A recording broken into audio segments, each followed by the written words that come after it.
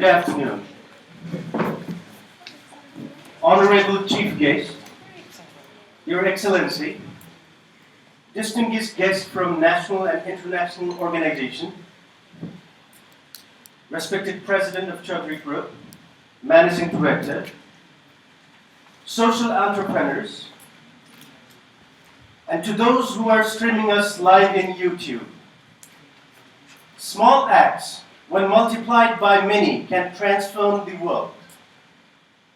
And we are here together to celebrate the first World Social Business Day in Nepal to remark the social business institutionalized by Nobel laureate Professor Muhammad Yunus. It is an annual event with the participation of international and local actors, corporate and social leaders, NGOs, students and innovators to connect them with their role in this global movement alongside leading experts in the field. Social Business Day is organized every year to discuss and celebrate the groundbreaking idea of social business. The theme this year is, can wealth concentration be stopped? On behalf of Chaudhary Foundation, I would like to heartily welcome you to celebrate such an amazing day. My name is Amir Raz Thapa. I'm a communication and PR manager of Chaudhary Foundation, and I will be your host throughout the program. Now, without any delay, I would like to start our program. I would like to invite our chief guest, Joint Secretary from Ministry of Industry, Mr. Dinesh Gimire, to come forward and light the auspicious lamp.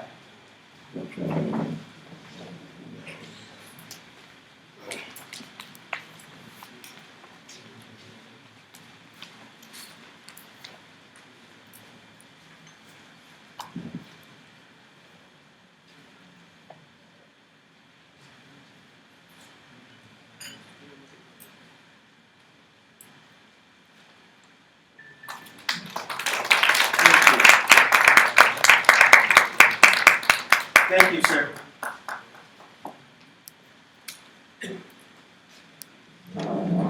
Many of us here could be unaware of the fact what social business is. Many organizations that we have invited, mostly working in the remote villages with rural community and society. And for easy understanding, a business that helps society is a social business. But to elaborate it more and to share about the concept, I would like to invite Ms. Sumniwa Dewan, the Senior Executive of Chaudhary Foundation, for her presentation on CG Nepal Social Business. Ladies and gentlemen, let's give a big hand to Ms. Dewan.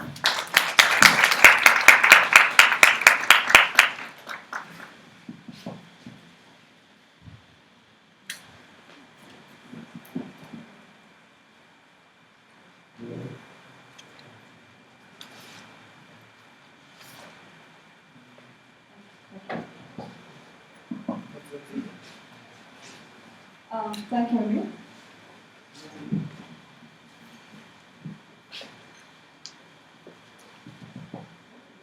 Honorable Chief Guest, distinguished delegates at the dais, and respected ladies and gentlemen. Myself, Sumnima, been provided this very humbling opportunity to represent the CGNSPT. Due to consideration of our schedule and time management, kindly allow me to give you a very, very brief introduction about what CGNSB is, the various activities that we do, and our road ahead. Kindly also allow me to take any queries. I'm really hoping there will be queries, but I would like to take it after the program in consideration of time management. Thank you. To begin with,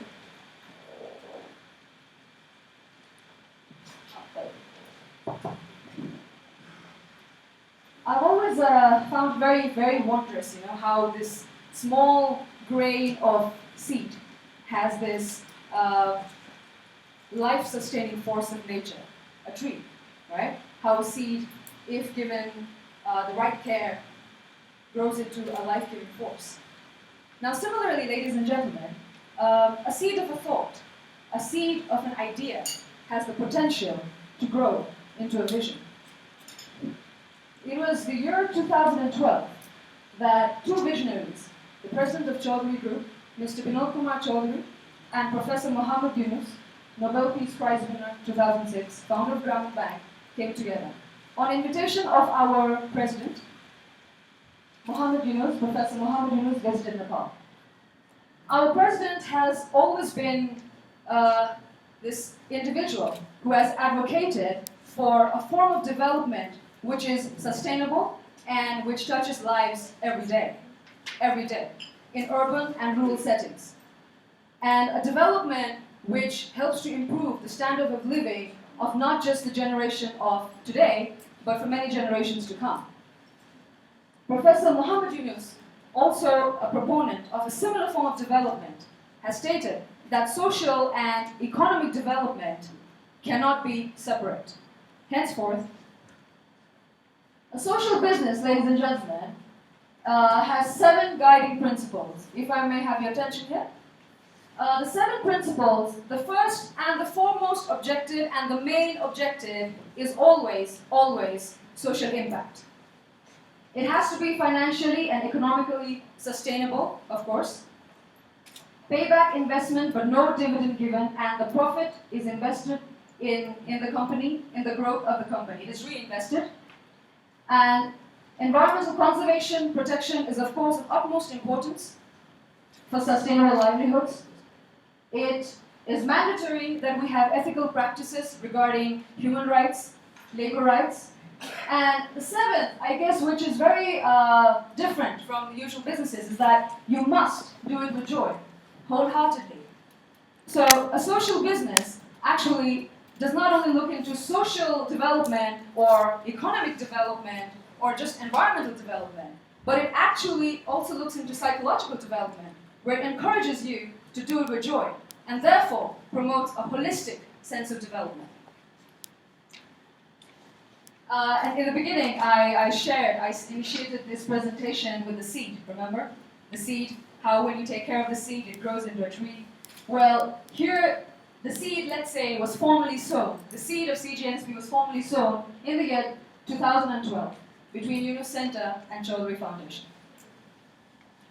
Just in case, distinguished delegates, if you think I'm taking a biology class, I assure you you're mistaken. I'm just trying to use a metaphor. Kindly please allow me that privilege. Henceforth, we formalize CGNSP with the objectives of catalyzing a social business movement. The highlighted words, because we're stressing the importance of it, movement. We should have social and economic development simultaneously. Absolutely. It has to be a movement. It is absolutely mandatory. If we remember the tree, the first principle is of high social impact. Delivering transformational socio-economic impact. Transformational because that is the kind of change which is always very difficult to achieve. Number one, because it is slow. It takes a lot of work, change in attitude, behavior, and in the end, building and developing a strong and diversified portfolio, ladies and gentlemen, of viable social businesses. It has to be practical, feasible, operational, manageable. Sustainability eventually. Now you see, like, getting back to the seed again, you can't just sow a seed. You need the right kind of temperature, water, etc., for it to grow into a healthy tree. And the benefit of having a like-minded, strong, and equal partner is very, very important. It's an asset.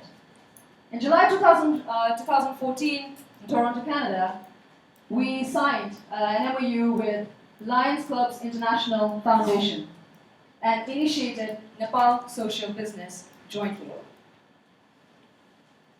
with the objective of targeting vulnerable regions, the youth, and the disadvantaged communities in Nepal.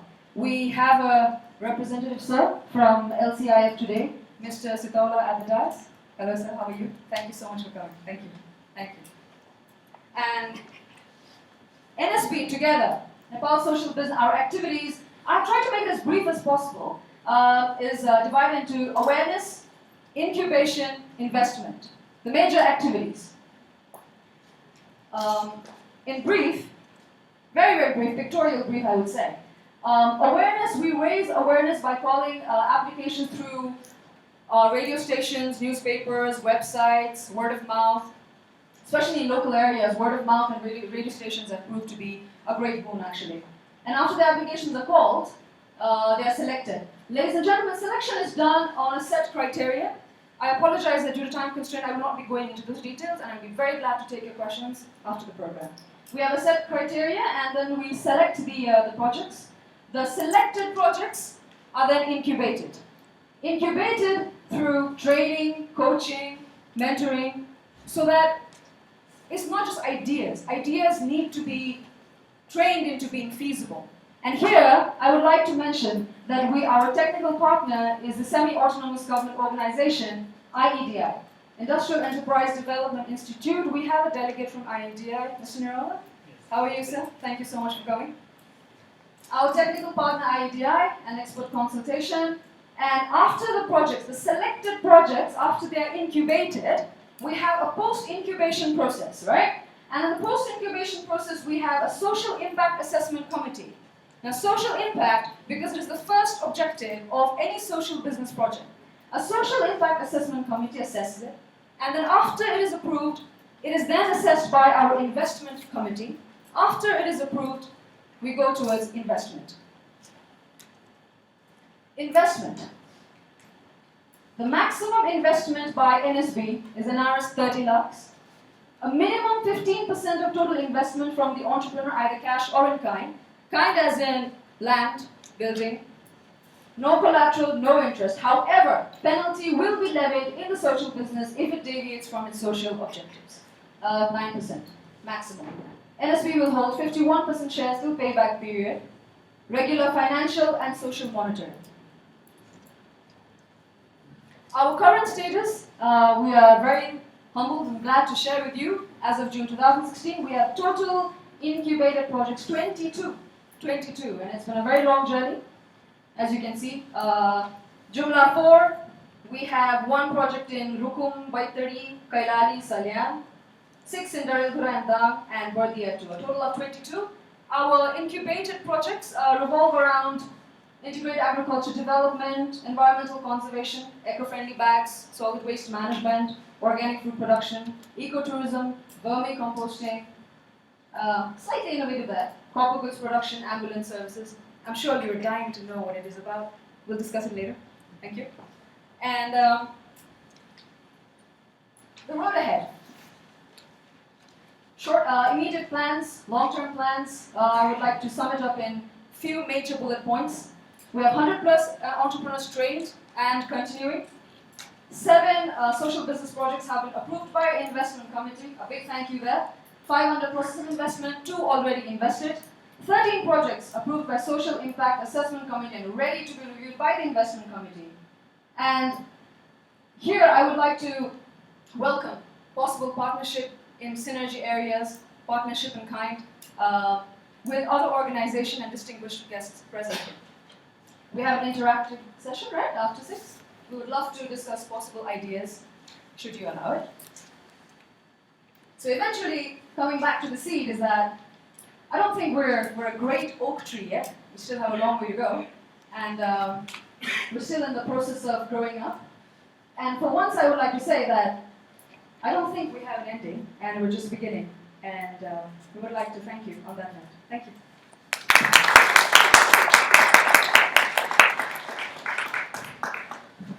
Thank you, Sumnima, for a very informative presentation.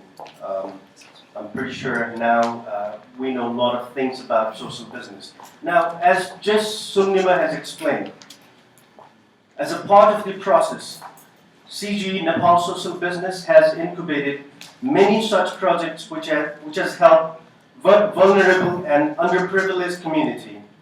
We would like to welcome the Sarangi Group, a fine example of such incubated project of CZ Nepal, CZNSB, to uplift the socio-economic status of Gandharva community in Western Nepal. Ladies and gentlemen, please give a big hand to Sarangi Group.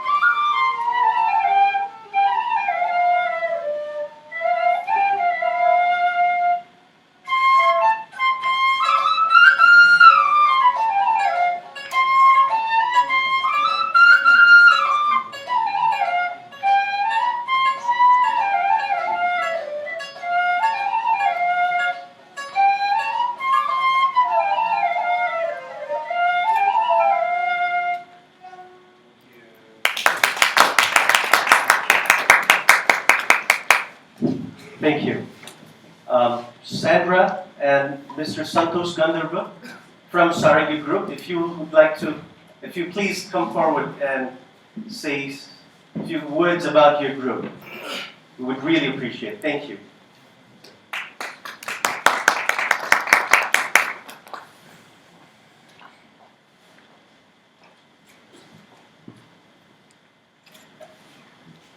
Hello, namaste.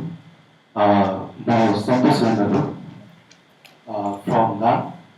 अहिले म चाहिँ यहाँ आज एउटा जर्नलिस्टको रूपमा काम गर्छु काठमाडौँमा फ्रम अहिले चाहिँ यो गन्धर्व कम्युनिटीको चाहिँ सोसल बिजनेस अवेरनेस सम्बन्धीको यो सिजुसँगको कोअर्डिनेसनको प्रोग्राममा हामीले गन्धर्व समुदायको स्तर डेभलपको लागि उनीहरूको आय स्तर उनीहरूको एजुकेसनको स्तरलाई चाहिँ राम्रो बनाउनको लागि हामीले सारङ्गी प्रोजेक्ट मार्फत काम गर्दैछौँ। त्यसमा चाहिँ मेनली दान र नेपालगञ्जमा दान र बाख्रा फर्म र नेपालगञ्जमा चाहिँ कम्युनिटी रेस्टुरेन्ट डेभलपको काम गरिरहेको छु, प्रोजेक्ट डेभलप गर्ने काम गरिरहेको छु है। हाम्रो चाहिँ काठमाडौँमा सारङ्गी रेस्टुरेन्ट छ जो भ्रमेलमा, त्यो सारङ्गी रेस्टुरेन्ट चाहिँ हामीले अहिले एकदम चलाइरहेका छौँ। त्यसमा चाहिँ पूर्ण रूपमा हाम्रो सान्द्राको चाहिँ सपोर्ट छ। उहाँसँग केही कुराहरू तपाईँहरूलाई आज राख्न चाहन्छु।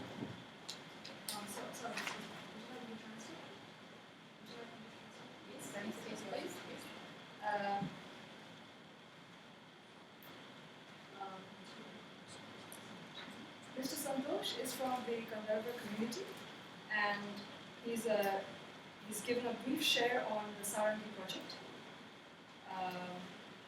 In Kathmandu, Thamen, they have a Sarangi restaurant, and Ms. Sandra will be, I would say, a patron of the restaurant. And Social investor. Investor, Yes. social investor, ladies and gentlemen, of the restaurant. And to give a bit more details, Sandra, I would encourage.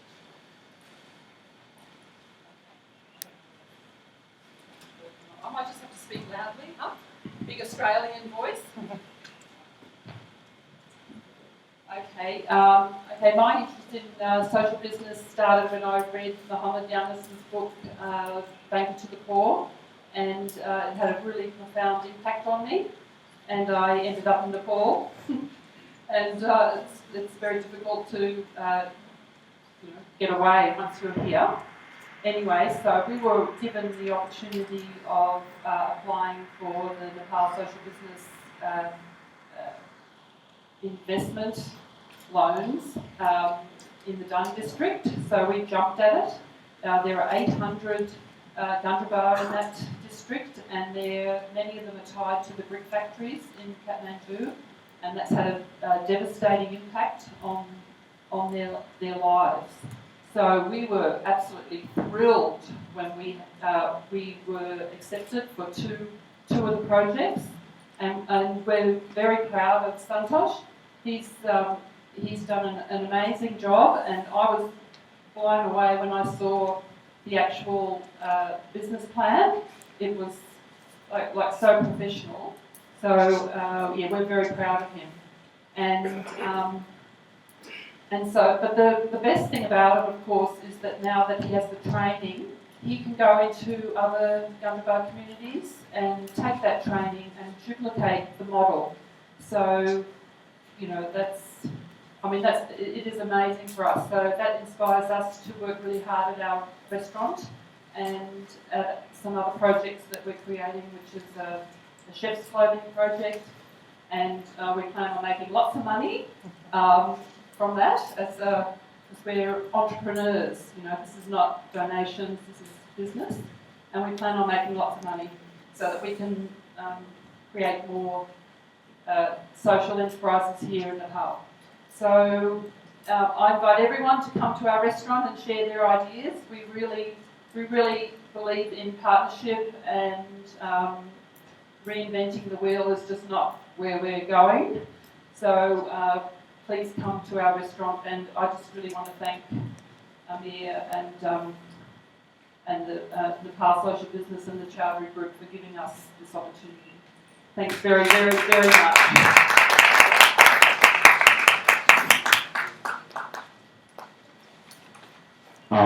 Okay, म यो यहाँसँग चाहिँ एउटा कुराहरू चाहिँ share गर्न चाहन्छु विशेष गरेर यो सुजी फाउन्डेसनसँग हामी जोडिसकेपछि यो सोसल बिजनेसको स्टार्टिङमा चाहिँ स्पेसली रूपमा हामीहरू भएको छ यो हामीले चाहिँ फर्स्ट ट्रेनिङहरू चाहिँ एचिभ भनेको उसमा चाहिँ ट्रेनिङ प्राप्त गर्ने अवसर मिलेको थियो हामीलाई करिब 3 मन्थ जति चाहिँ त्यो ट्रेनिङ चाहिँ अहिलेको यो मोमेन्टमा त्यसमा पनि नेपालमा चाहिँ निकै नै महत्त्वपूर्ण छ एकदमै इम्पोर्टेन्ट छ त्यो ट्रेनिङ जसले कुनै पनि बिजनेसलाई चाहिँ सोसल अवेरनेसमा काम गर्नको लागि प्रेरित गर्छ जुन तालिम त्यो व्यक्तिले लिइसक्यो भने किनभने हामीले पनि थुप्रै एनजिओ आइएनजिओसँग कोर्डिनेसन गरेर काम गऱ्यौँ र एनजिओ आइएनजिओसँग काम गरिरहँदा चाहिँ केही समयलाई मात्र ती एनजिओ आइएनजिओका कामहरूले चाहिँ त्यो क्षेत्र त्यो समुदाय र त्यो बस्तीमा एउटा चेन्ज चाहिँ ल्याउँछ तर त्यो लङ लास्टिङसम्म छैन एनजिओ आइएनजिओको तर यो सोसल बिजनेसको यो फर्स्ट ट्रेनिङ हामीले चाहिँ लिइसकेपछि हामीलाई यस्तो लागेको छ कि यदि हामीले कुनै पनि बिजनेसलाई चाहिँ सोसल बनाउन सक्छौँ र त्यो बिजनेसलाई चाहिँ सोसल अवेरनेसमा चाहिँ कन्भर्ट गर्न सक्छौँ यानि कि जस्तै हामीले सारङ्गी रेस्टुरेन्ट र एउटा बाख्रा फर्मको लागि चाहिँ हामी अप्लाई गरेका छौँ र त्यो काम हाम्रो अगाडि बढिरहेको छ त्यसलाई हामीले डाइरेक्ट रूपमा चाहिँ समाजसँग चाहिँ जोडेका छौँ त्यो तालिमले त्यो ट्रेनिङले चाहिँ हामीलाई त्यो अवसर चाहिँ प्रदान गरेको छ हामीले आफ्नो बिजनेसलाई चाहिँ आफूले गरेको व्यवसायलाई त्यो सानो होस् या ठुलो होस् कुनै पनि बिजनेसलाई चाहिँ हामीले सोसलमा कन्भर्ट गर्न सक्छौँ र त्यसलाई चाहिँ सोसल बिजनेस बनाउन सक्छौँ भन्ने विषयमा चाहिँ हामीले त्यो ट्रेनिङ प्राप्त गरेका थियौँ र त्यो ट्रेनिङ निकै नै महत्त्वपूर्ण छ नेपालको कन्टेन्टमा र विशेष गरेर यो मार्जिनलाइज कम्युनिटी त्यसमा पनि अल्पसङ्ख्यक समुदायका रूपमा चिनिन्छ गन्धर्व समुदाय र यो गन्धर्व समुदायको विकासका निमित्त चौधरी फाउन्डेसनले जसरी दुईवटा प्रोजेक्टमा हामीलाई चाहिँ इन्भल्भ बनाउनु भएको छ हामी फेरि पनि धेरै धेरै धन्यवाद दिन चाहन्छौँ thank you so much Chaudhary फाउन्डेसनलाई आगामी दिनमा हामी यहाँहरूसँग यसरी नै सहकार्य गर्न पाउनेछौँ भन्ने अपेक्षाका साथमा यहाँलाई फेरि पनि धेरै धेरै धन्यवाद अनि thank you so much Chaudhary foundation हामी धेरै आभारी छौँ हाम्रो समुदाय सिङ्गो समुदाय जुन प्रोजेक्टले दानको कन्टेन्टमा हेर्दाखेरि स्पेसल रूपमा चाहिँ करिब 350 घरधुरीलाई चाहिँ प्रत्यक्ष रूपमा लाभान्वित बनाउँदैछ गन्धर्व समुदायको थ्याङ्क यू सो मच मलाई फेरि पनि धेरै धेरै धन्यवाद For the timing, just a brief translation. Started with a very big thank you to CGNSB. They provided us a training for 3 months. The training was on social awareness and business promotion together. We had tried to do similar trainings and programs with various NGOs and INGOs. However, the change was rather short-lived due to the program duration. Therefore, we think that social business is the key to sustainable development. And he's given examples of the Sarangi restaurant and the bird farming at Dam. And he's actually left a very positive message saying that business can be converted to being a business with high social impact, and that is the way to go about it. Hence a huge heartfelt gratitude to Chaudhary Foundation and CGNSB. Thank you, David.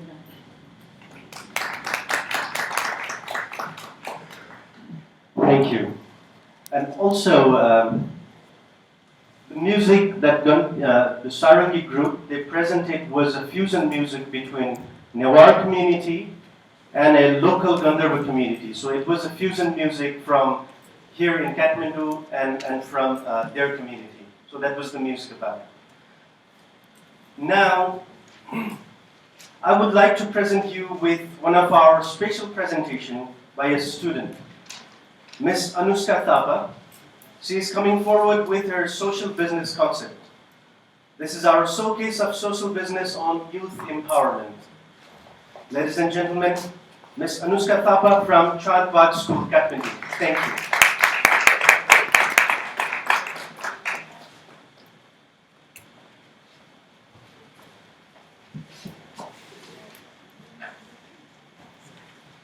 Namaste and a very good afternoon to Chief Guest, President of CG and all the distinguished dignitaries. I am Anushka Thapa from the Chandbagh Higher Secondary School and today I am going to present my presentation on the topic Women Empowerment through CG Nepal Social Business. Before moving towards the main objective of today's presentation, I would like to explain what social business really is. In a social business, the investor or owners can gradually recover the money invested but cannot take any dividend beyond that point. The company must cover all the costs and make profit at the same time to achieve social objectives such as healthcare for the poor, financial services for the poor in a business way. Some of the example of international social business is Tom Shoes, as we can see in the picture as well. It is manufactured in China, Argentina, Kenya, Ethiopia. With every product we purchase, Tom's helps a person in need. And another example of national social business is Anthropos Sunglasses. After selling 10 sunglasses, Nepal is one of the developing countries and still lots of society of our country is in the phase of development. One of the causes is due to social problem and issues. There are lots of social problems in our country and one of the social problems is Chaudhary Pratha. It is mostly practiced in mid-western and far-western region of Nepal in Darchula, Baitari, Dadalhula, Kanchanpur, Bajam, Bajura, Doti, Acham, Kailali, Kalikot, Dailek, Humla and Jumla, which is home to 7,03,500 adults and girls and 15,88,155 women of reproductive age. Today, I am going to explain how Chaudhary Pratha has created a problem in our society and how it can be solved through CG Nepal social business. So, the question is, Chaudhary, what is it? It is a combination of two words, Chau and Pari. The meaning of Chau is women's condition of being untouchable, and the meaning of Pari is being. In other terms, it can be explained as a process where girls or women are forced to stay away from their house in a small cedar room. Every day, approximately 290,000 women and girls in Nepal menstruate. Globally, each day, more than 800 million women between the age 15 to 49 are menstruating. Despite the ban being imposed by Supreme Court on Chaudhary tradition in 2004, it as a practice is still heavily widespread in mid-western and far-western region of Nepal. Universal Declaration of Human Rights addresses that all human beings are born free and equal in dignity and rights. It is assured that equal right, freedom, and non-discrimination to everyone. Article 25 even mentions for this right to the standard of living, adequate for health and well-being. So, in the chart, we can clearly see the health issue caused by unhygienic menstrual management. As this chart was taken from UN WASH, as shown in the chart, there are also issues to be considered apart from the mentioned social issue. Poor protection and inadequate napkin and washing facility may increase susceptibility to infection. It is assumed that the risk of infection, including sexually transmitted infection, is higher than normal during menstruation because the blood coming out of the body creates the pathway for the bacteria to travel back into the uterus. Using unclean rag, for example, if they are inserted into the vagina, can introduce or support the growth of unwanted bacteria that could even lead to infection. So what can be the solution for this problem? Manufacturing a sanitary napkin company. In villages, using pieces of cloth over sanitary pads is very common. It is not harmful if women use clean and soft cloth and reuse them properly, washing with detergent and thoroughly drying them under sun. Unfortunately, this is not the case. Women are not well aware about what kind of material should be used as sanitary pad and proper technique of washing and drying them before reuse. Manufacturing a sanitary napkin company can help the women of rural area use a clean and safe sanitary napkin. So the main objective of this business, establishing a sanitary napkin company can benefit a society in several ways. Creating employment opportunity can decrease poverty and increase per capita income of the country. It will help the poor and unemployed people in many ways by giving them better employment opportunity. Maintaining hygiene of the women and girls of rural area. Sanitary napkins should be changed as often as necessary before the pad is soaked with menstrual flow. There is a risk of toxic shock syndrome by using superabsorbent material. CGNSB has lots of social projects. Why not initiate a project on women's health and sanitation too?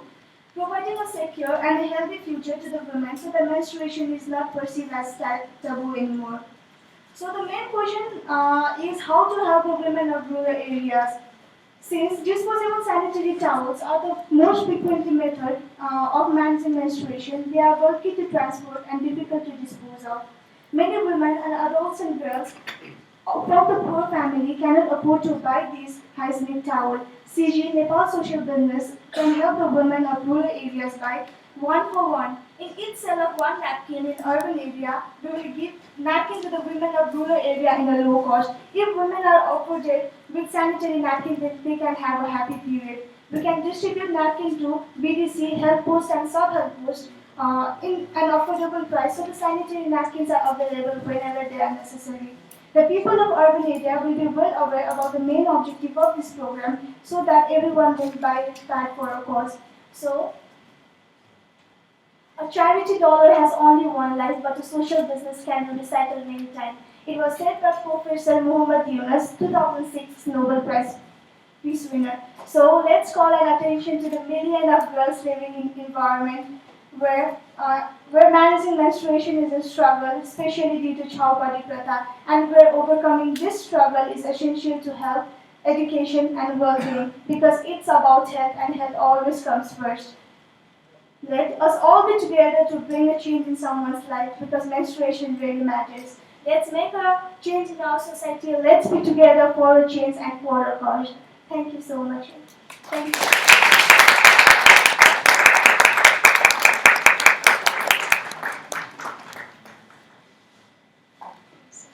Thank you, Anushka.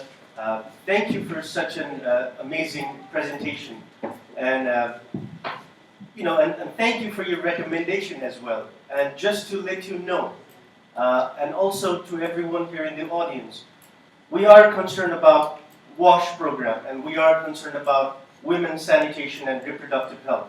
So Chaudhary Foundation has already, we are in the talk process to initiate this program, with various organizations, and we are in the process of finalizing that. So we are thinking about Women Eisen, and we will definitely follow your recommendation for sure. Thank you so much again.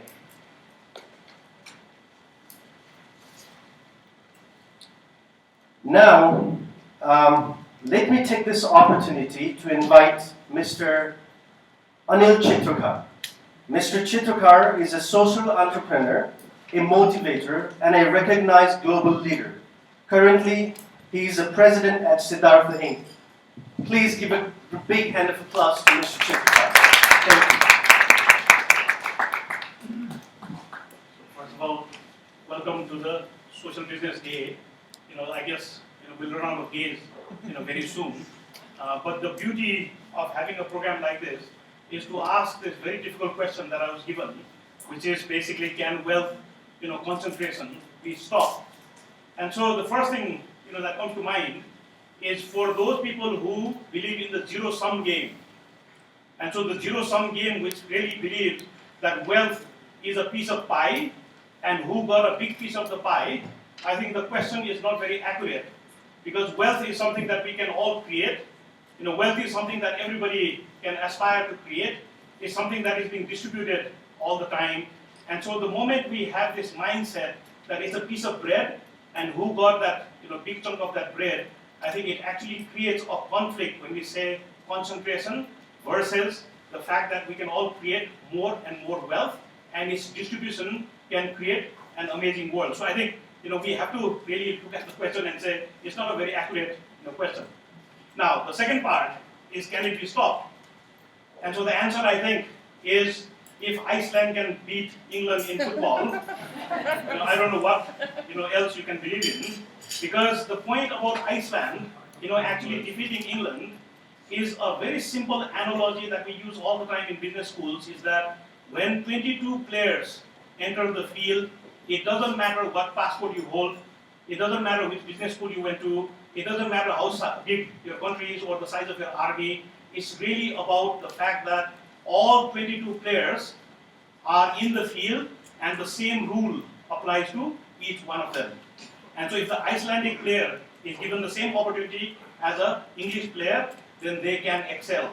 So really the point that we have to answer is, can wealth creation be concentrated, or can it be decentralized? The answer is yes, but we have to create a level playing field for everybody out in the field. Now the third part of that is also for us to understand, just from the two examples, that every business that we see today in the marketplace, I think in about 10 to 12 years, will all become social businesses. And the reason I'm saying this is today our shareholders demand that we show profit. But in 10 to 12 years' time, what will happen in a general body meeting is, of course, people will look at the profit, but the question they will ask the CEO is, what impact did we have on society? And if we can answer the question, we had a positive impact on society, we ended hunger, we ended malnutrition, we brought in the people with disability into our business, we've expanded our services to people who are otherwise marginalized. I think those will be the kinds of shareholders meetings that we will start seeing in about 10 to 12 years' time. And so really, when we think of a social business, I think we have to really think that businesses and these ideas that we are hearing about almost in a short time, they will all converge. So the third thing I wanted to also highlight is that what do we need for success? What do we need in order to change society? And so every piece of literature, every experience seems to show that we need three things. First, all changes are driven by an idea. So people need an idea, they come up with ideas. Ideas alone are not enough. The idea has to be in the hands of an entrepreneur. And so you'll see, some of them, you've seen some of them, idea plus the entrepreneur. Now the third part, which is missing right now, is whether Anushka will succeed or not really depends on whether we can create a supporting ecosystem around her. If we create the same ecosystem that is currently helping business to succeed, then every social business is going to succeed, because just like a nursing student goes to a nursing school, just like a businessman goes to a bank, just like an aspiring business student goes to a business school, tomorrow people like Anushka will have the same supporting ecosystem, and hence the businesses that we talk about today will all be about social impact, and they will succeed because they had an idea, they are entrepreneurs, and there is a supporting ecosystem. So just the last point I want to make is a word of caution. So in 1972, the world started celebrating World Environment Day. And so in 2016, if you look at a cartoon in the magazine, it showed a minister arriving in a village for the World Environment Day, and then the villagers show him a hole and say, why don't you plant the tree in this hole? Because every year they plant the tree in the same hole. So the only thing that we have to be cautionary about is next year when we meet again, we should be able to report impact and not make this day a ritual that we celebrate for the sake of celebrating that day. So once again, thank you very much for joining these celebrations. I think the conversation in the world is changing. Social businesses are going to become mainstream, and so to have the leaders in this country who really believe in it and are saying let's celebrate it, I think are truly visionaries and leaders, and I can see many of them in the audience. So thank you once again, and thank you for joining this wonderful event.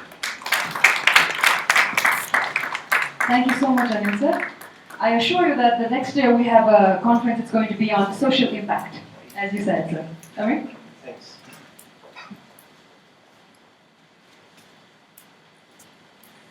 Thank you, Anil sir. Thank you for the update on the Euro Cup as well. Ladies and gentlemen, Chaudhary Foundation is a social initiative and CSR wing of Chaudhary Group. Currently, we are working in disaster risk reduction, CG SIP 6LA, CG Livelihood and Empowerment Program, CG Spiritual and Heritage Program. Unnati is our project under CG Livelihood Program, and today, Unnati is partnering with National Micro Entrepreneurs Federation Nepal. What an amazing way to start a micro enterprises and social business day. I would like to invite Mrs. Surabhi Chaudhary, who has worked tirelessly to bring Unnati to this platform. She will tell us more about the project Unnati and the partnership with NMFEN. Welcome back.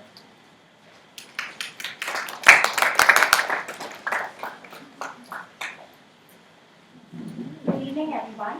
I would first like to thank our President, Mr. Vinod Chaudhary, and our Chairperson, Mr. Nirvana Chaudhary of Chaudhary Foundation, to give us this wonderful opportunity to initiate this partnership between NMFN and our foundation and to start this wonderful initiative.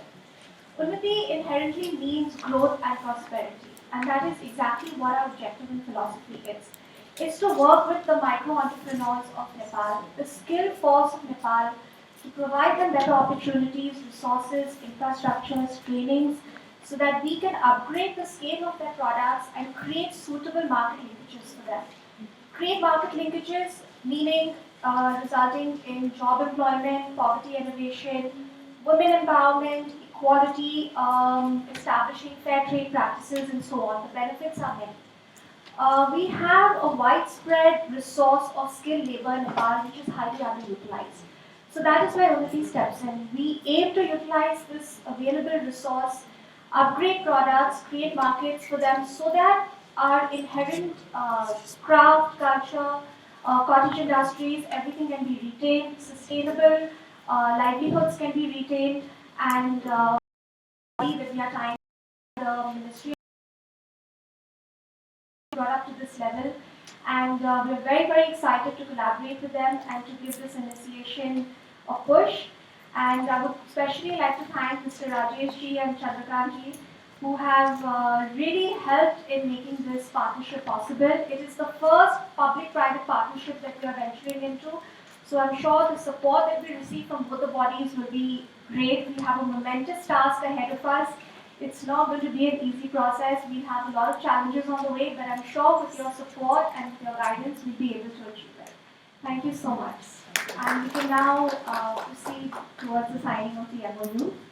So I would humbly request our chairperson, Mr. Nirvana Chaudhary, to come forward, and the chairperson from NFM, Mr. Lakpa Lama.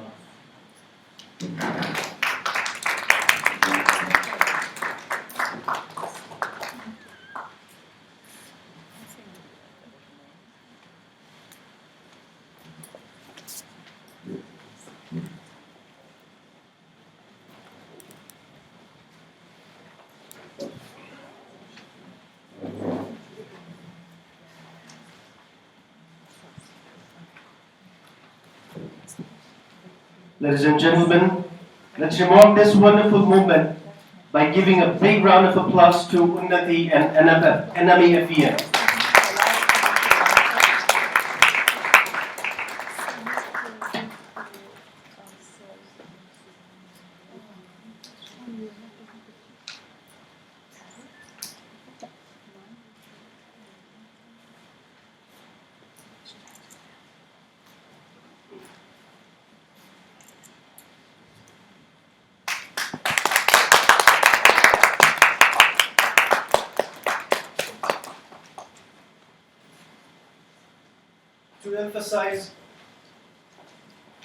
To emphasize more on this MOU, I would invite Mr. Lakpa Lama to come and deliver a speech.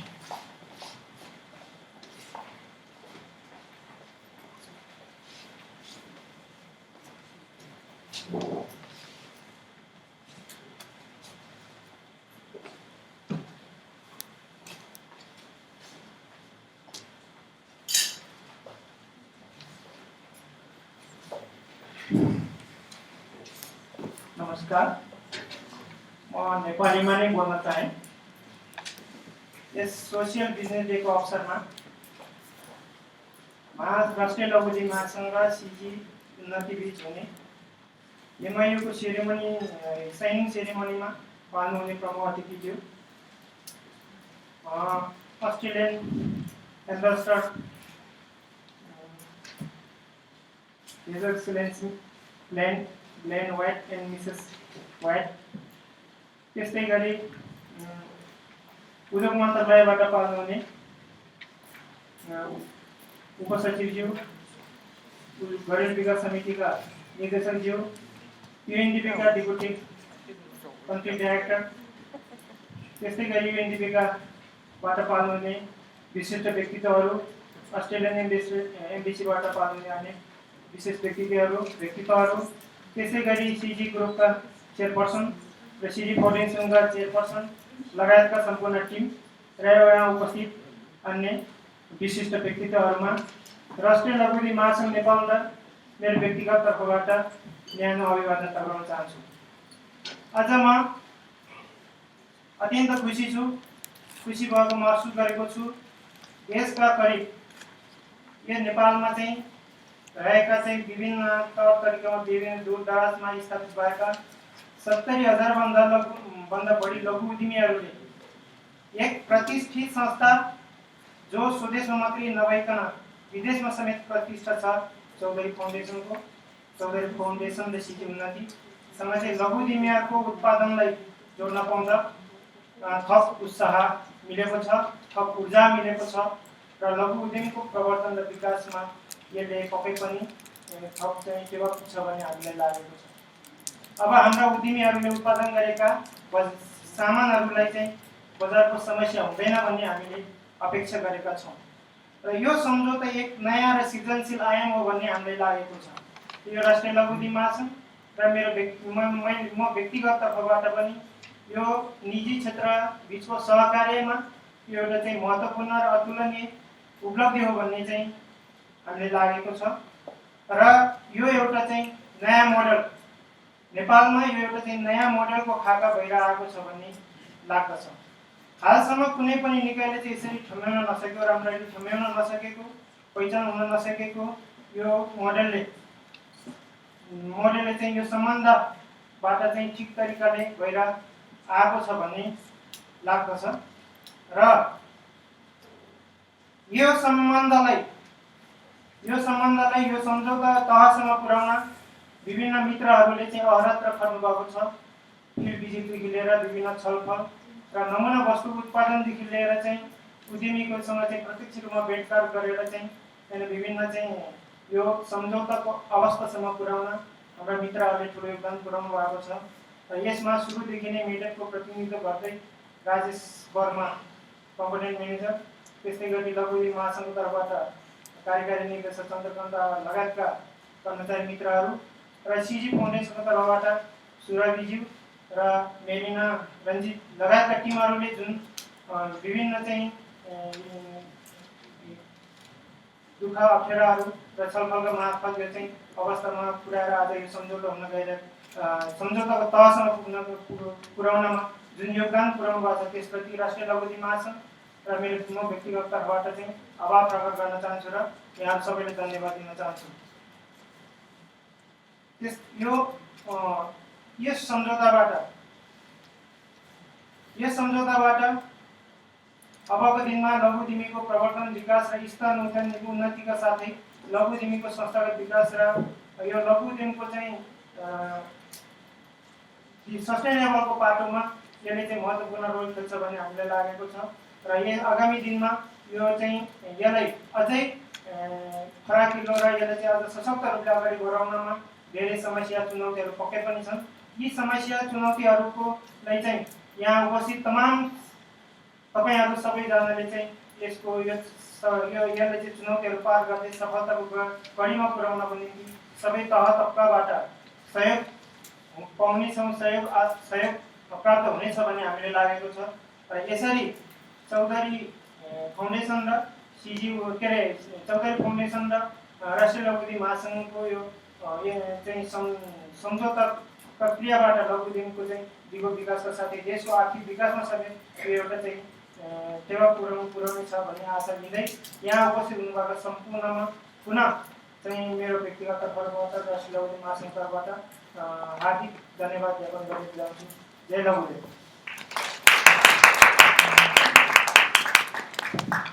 Thank you, Mr. Lama. A quick translation, ladies and gentlemen.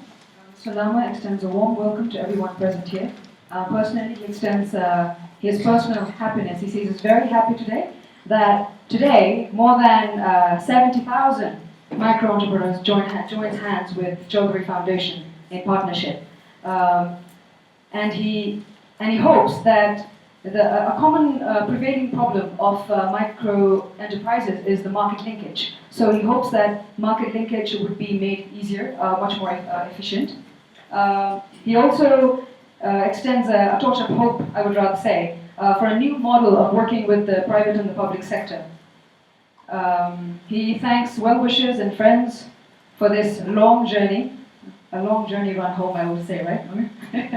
And he's given a big thank you to the Chaudhary Foundation team, Unnati team, Mr. Surby, very warm congratulations, ma'am. You worked so hard for it. It's got to the celebration.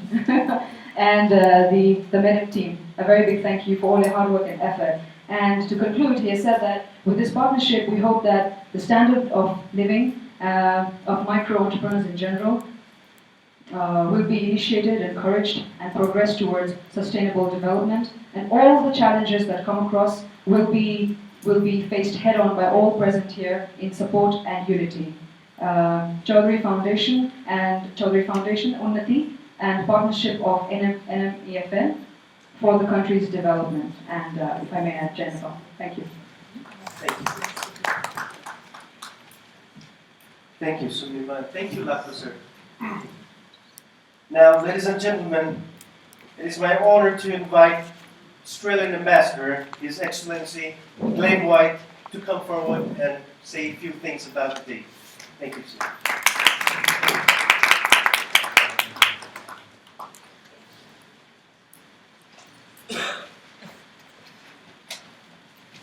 Mr. Chaudhary, distinguished guests, businessmen and women of all sizes, ladies and gentlemen.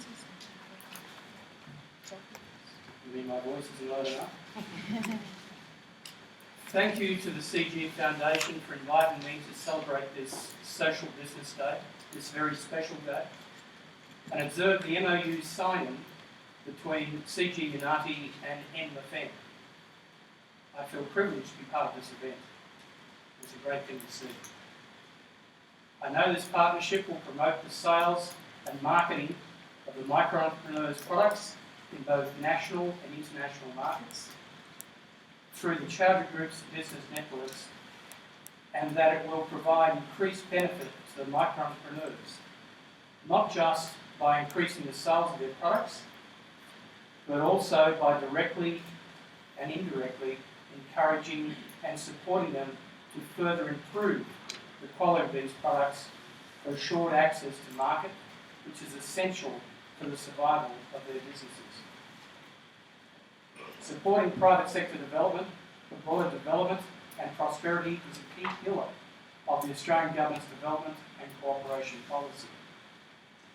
In Nepal, we support private sector development through the Micro Enterprise Development Program, MEDIP, in partnership with UNDP and Nepal's Ministry of Industry. MEDIP supports individuals and households from below the poverty line to become entrepreneurs, to be able to help themselves out of the spirals of poverty and lead a life with dignity.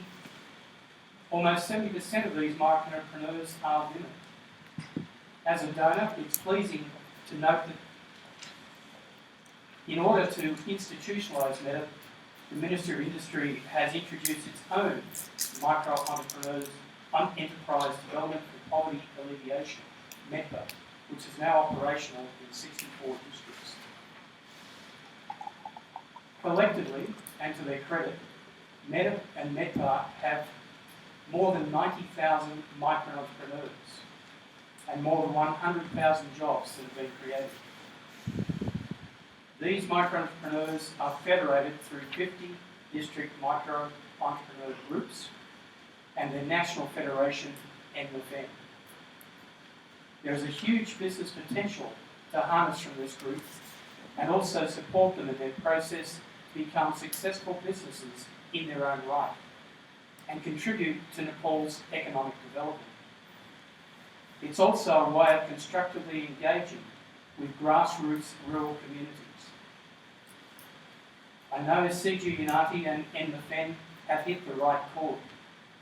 The signing of this MOU is a milestone to demonstrate to others partnerships between large and small businesses can lead to a win-win relationship and the establishment of a more just society. Large or small, each of these businesses will be contributing to achieving Nepal's ambition to graduate to a developing country status by 2022. I'm very pleased to see that NMFN has successfully played this role of establishing business linkages with the Chaudhary Group. I would like to congratulate NMFN and CG Unati on this most historic event. I wish you both and all the micro-entrepreneurs a successful implementation of MOU. But I'm sure that luck's not part of it. Thank you very much.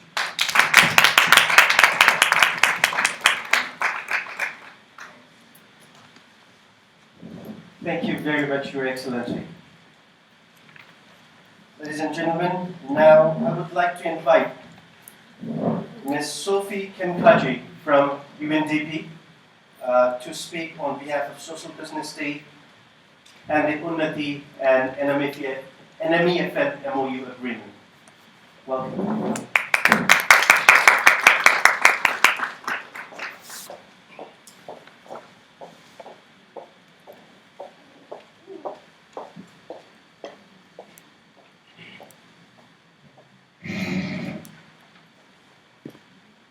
Namaste and good afternoon to everyone.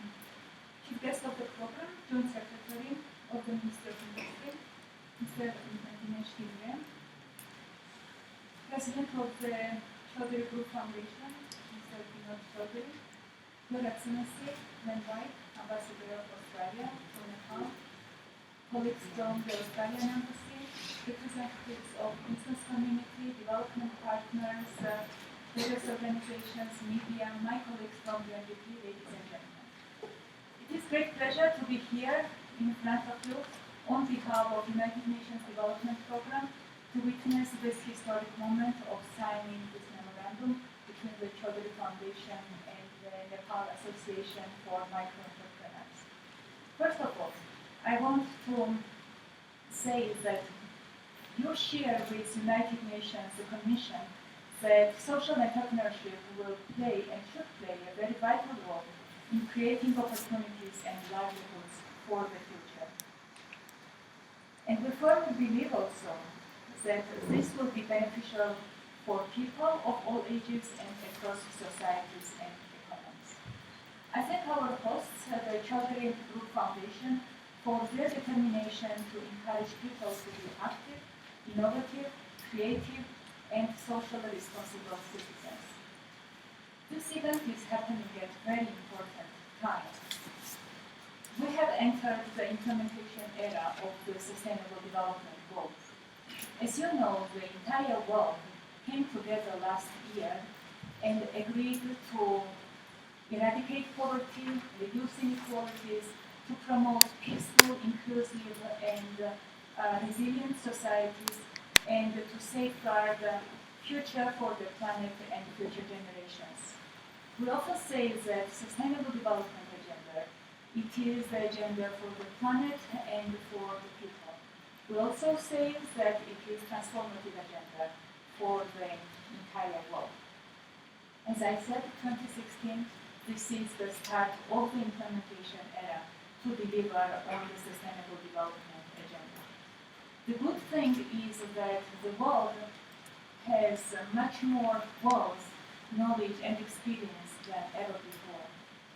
What needs to be done is that we have to be creative and innovative to take advantage of all this and deliver on the progress.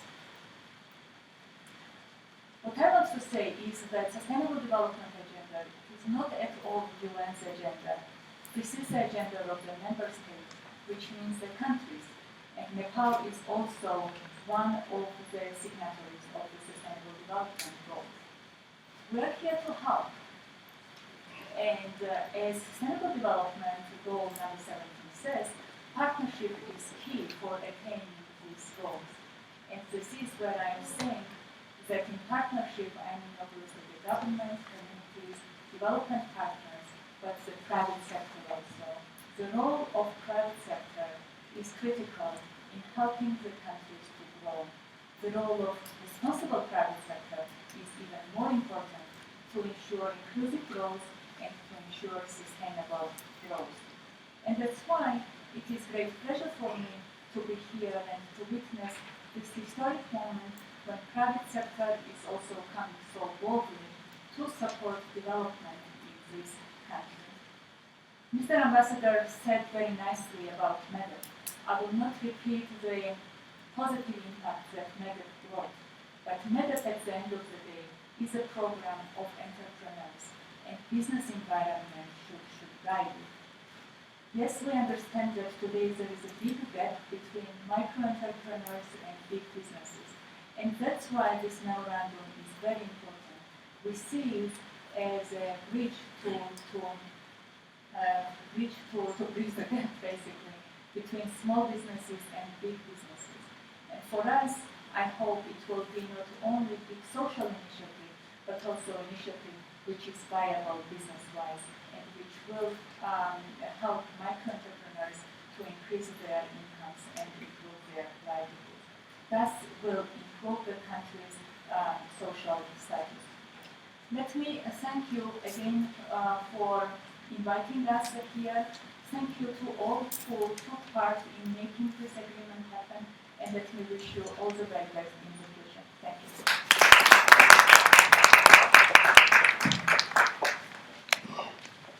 Ms. Sophie, thank you very much for that last one point there, where you said that the bridge is so important between the private sector and the development organizations, because that is the key. And we hope that that bridge will be a little bit tread upon in this interaction session during the dinner. Thank you. Amir, please. Thank you. Thank you, Ms. Sophie. And also, just like you have said in your speech, you talked about being innovative. Now, social business can be done in various forms, and it's not that we have to always produce a product and sell it in the market. And to demonstrate that, we have a wonderful students from St. Xavier's School, Ms. Samriddhi Raimaji and Mr. Mohit Lal Shrestha. They are here to present their showcase about the social business. Mohit and Samriddhi, welcome.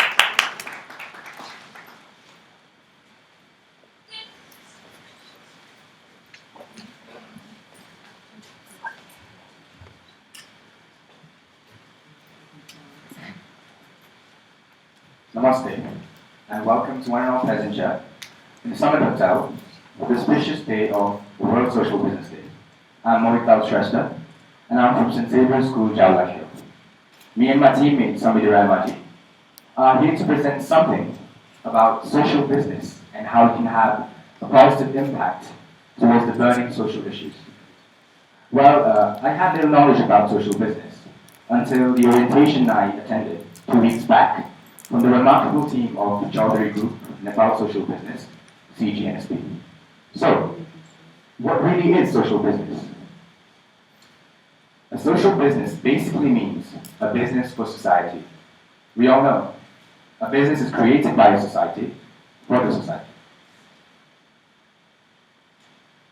According to Nobel Peace Prize laureate Muhammad Yunus, social business is a non-loss, non-dividend company created and designed to address a social problem.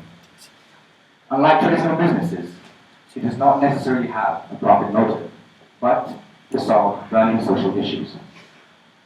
Before moving ahead with our topic, I'd like to present you with a short dance by Samriddhi.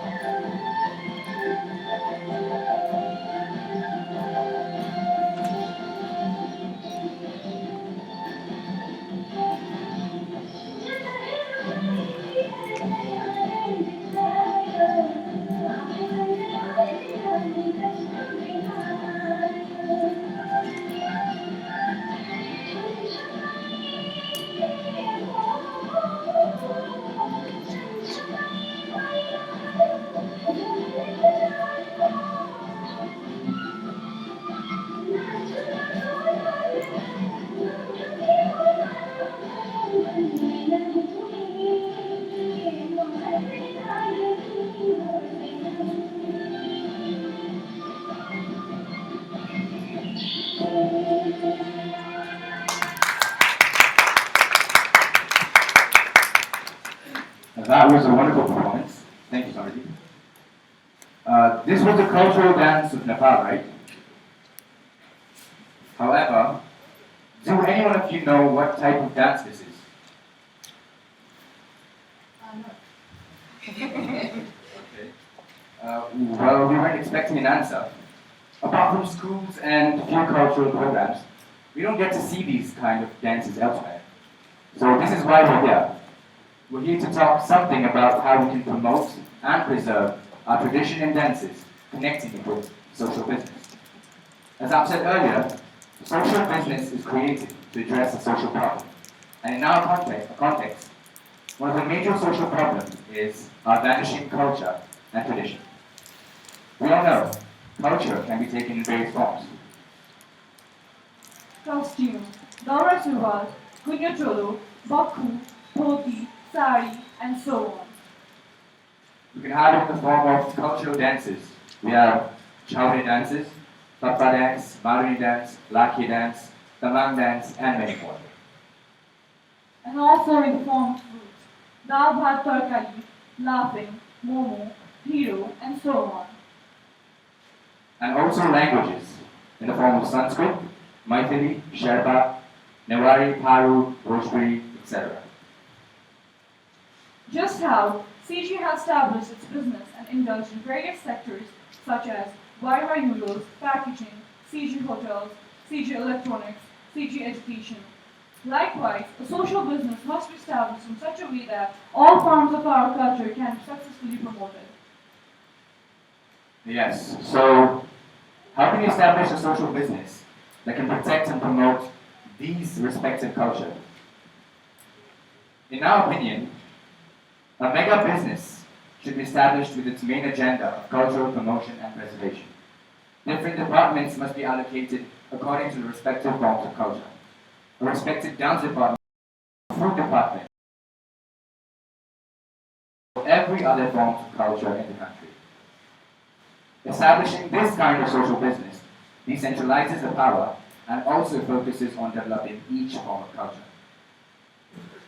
As you can see on the screen, the flowchart.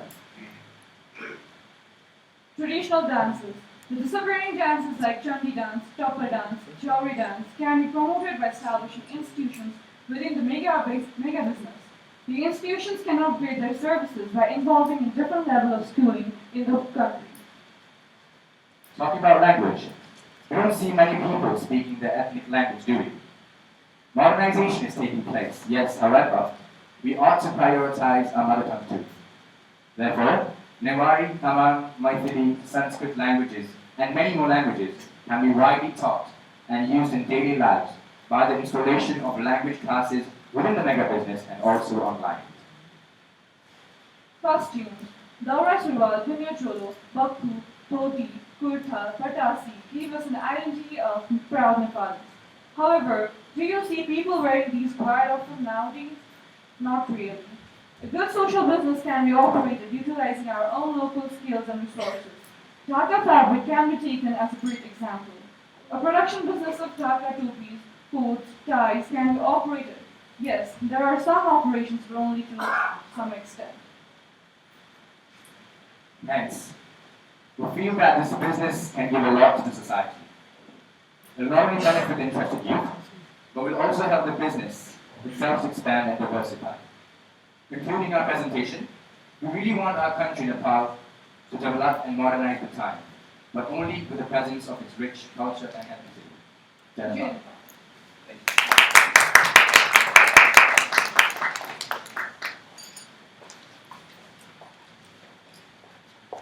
Thank you. Thank you, Mohit. Thank you, Mohit and Samriddhi. I do agree with them that many of our older traditional languages and cultures have been disappearing. And if we have innovators and entrepreneurs like them, it is absolutely possible for us to preserve our culture via social business concept. Thank you again. Ladies and gentlemen, now I would like to call Mrs. Ingrid Pass on this stage to deliver a speech on social business, and also she will touch on today's theme, Can Wealth Concentration Be Stopped? She is a former head of CG and SV. She is a social entrepreneur and she is a social business researcher. Welcome.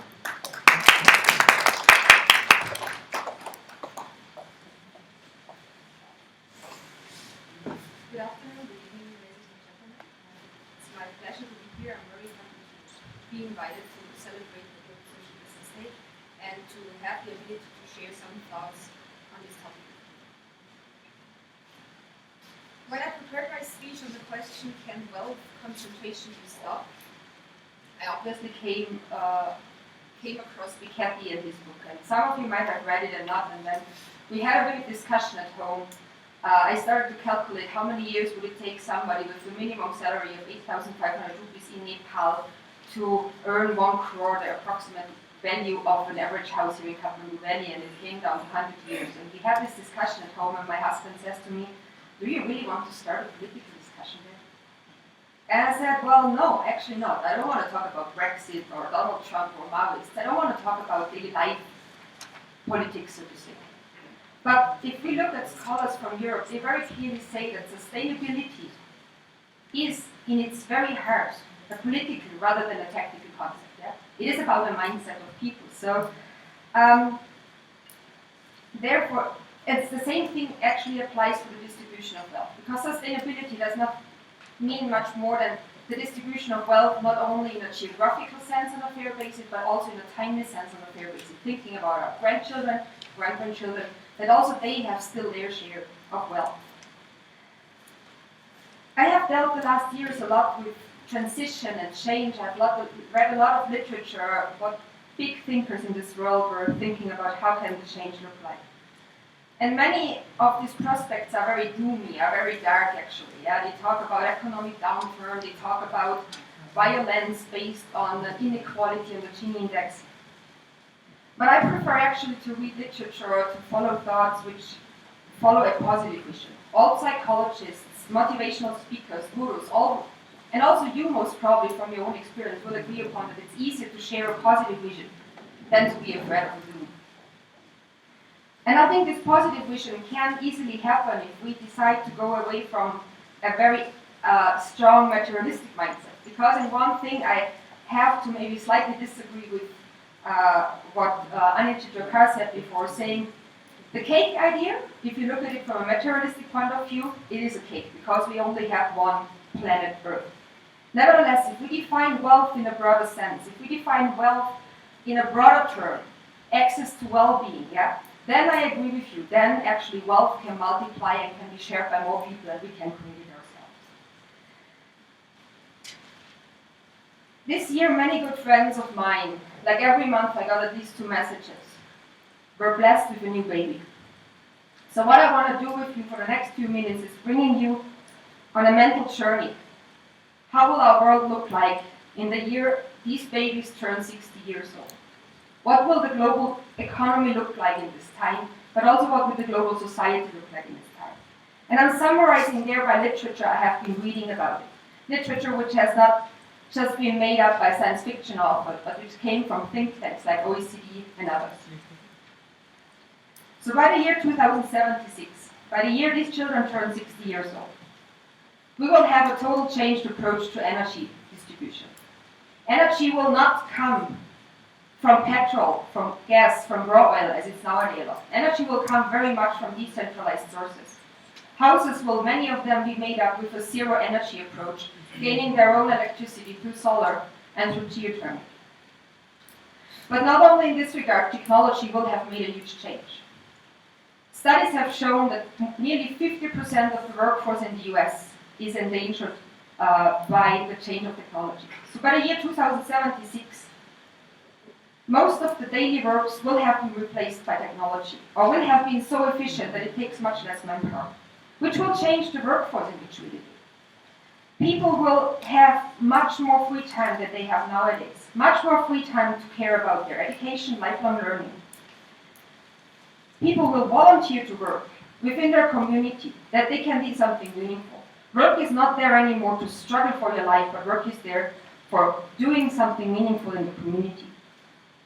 There will be a basic income established in some of these visions, scholars share. A basic income, like you can find it nowadays already in a few countries like Denmark, which allows people to not have to struggle anymore for the basics like food and accommodation, but which allows them to expand their personality and to do things with joy, as social business is also saying. For many material goods, there will be sharing bazaars because we will have learned we have to take care of our natural resources very well. Not everybody needs a cheap for using it once a year. Not everybody will need SLR for going once a year on holiday. But this will be sharing bazaars in certain visions of people. But not only that, also education will have changed. The education which our children, which our grandchildren will receive in many years, will deal much more with an integration in the community, with art and culture, expressing creativity through art and culture, life skills like non-violent communication, like being a mature democratic citizen. Also, a more broader scale, children with a very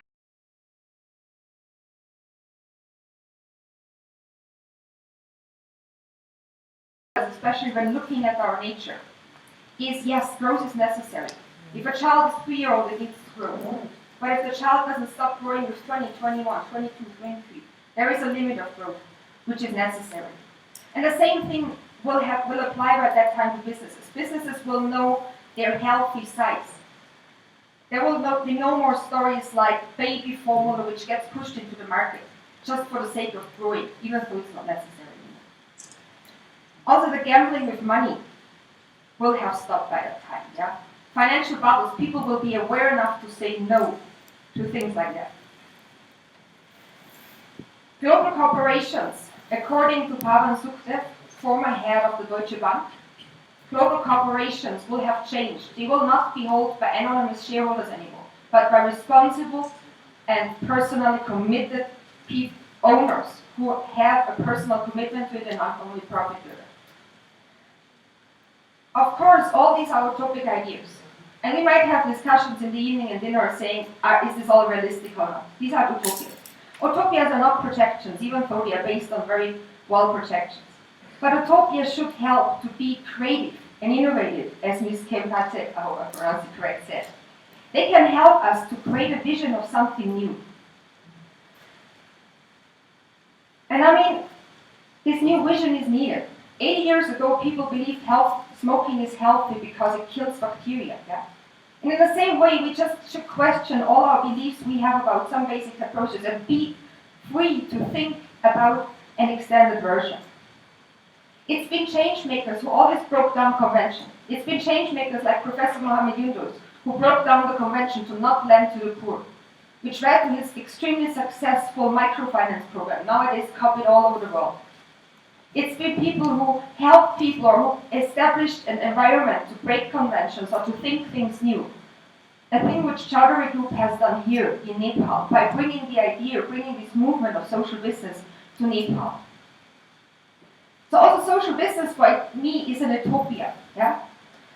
The idea of social business, the perfect social and environmentally perfect organization, is as well as an utopia. The organization which produces a product which is 100% good, which is healthy, food, no alcohol because we're in a perfect society, which produces this with a zero carbohydrate, with no footprint at all, where everything is cradle to cradle, while at the same time creating the maximum employment in a perfect workspace where everybody is happy and has working time as he needs.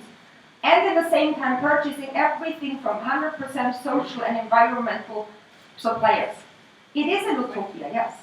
But it is an utopia which helps us to dream and which helped several thousand businesses in Europe following the economy of the common good to work towards this utopia and reach at least 60, 70% of this work.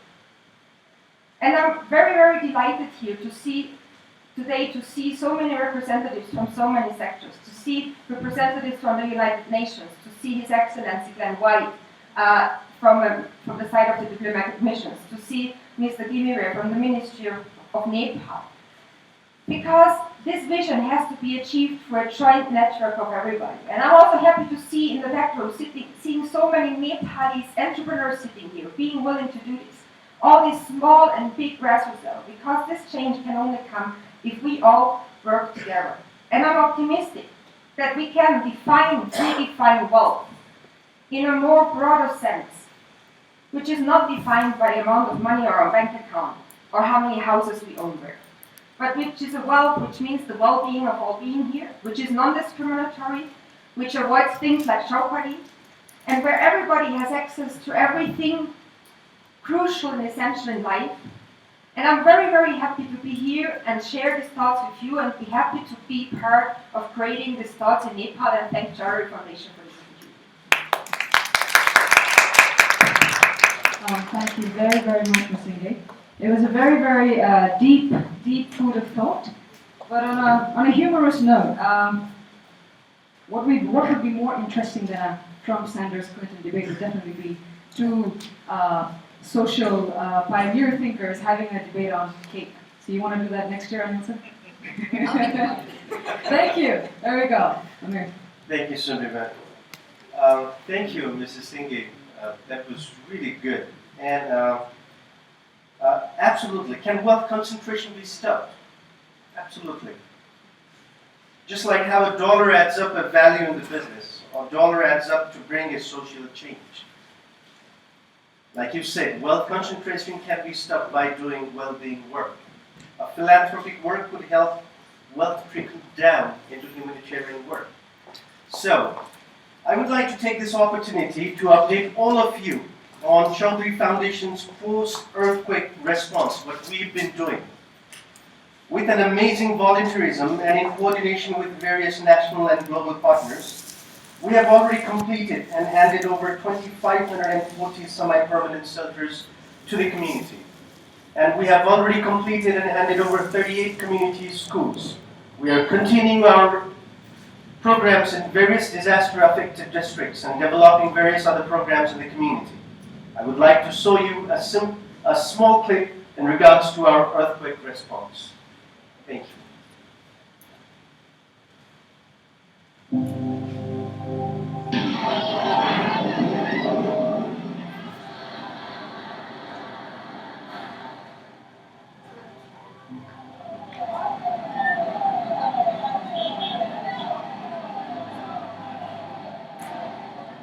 Every house was destroyed, and an earthquake never not stop. One big come and again come, again come, again come.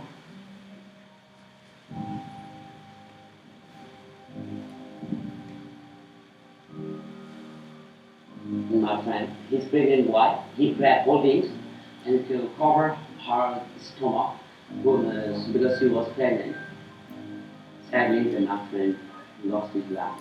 But he succeeded to save her wife and her daughter before disaster or just before.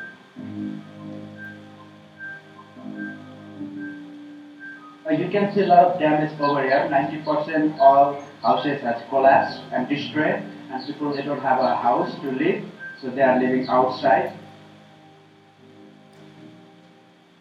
We were in central western part of Nepal. We felt a little bit of tremor, but didn't really at that moment envisage or even fathom the effect or the magnitude of this earthquake would be so devastating.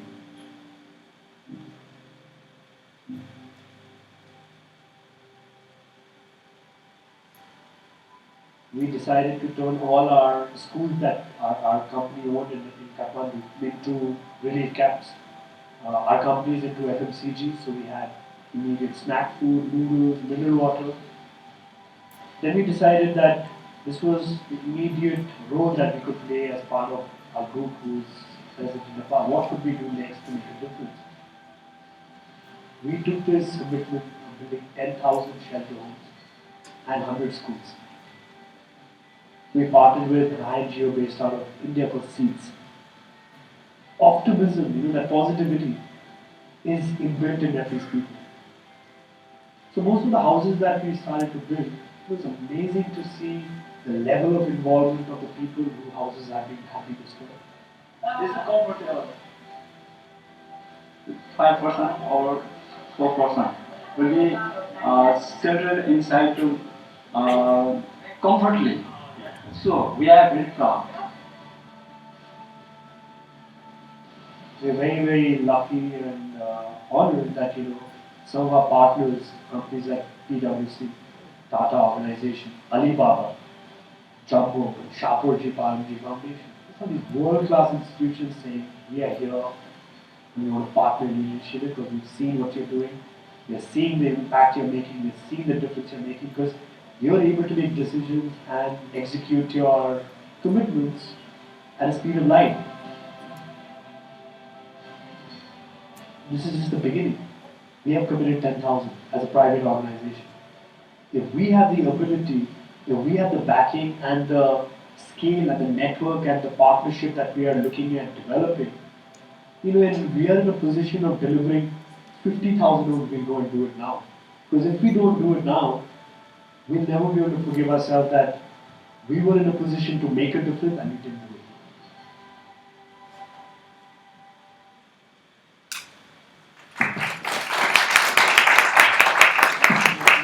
Thank you so much. The last line does it, doesn't it? Post-presentation, I would like to take the platform on behalf of Chaudhary Foundation team to extend a heartfelt appreciation to our MD. Respected MD sir, I don't think you know this, but in our department, you're known as the King of Hearts. And we consider a great honor and privilege to be under your supervision. Thank you for being so wonderful.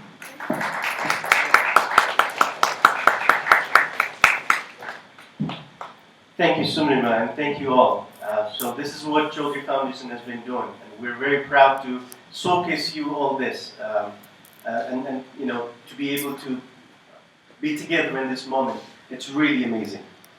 Now, let me take you through the journey that started in Dolpa.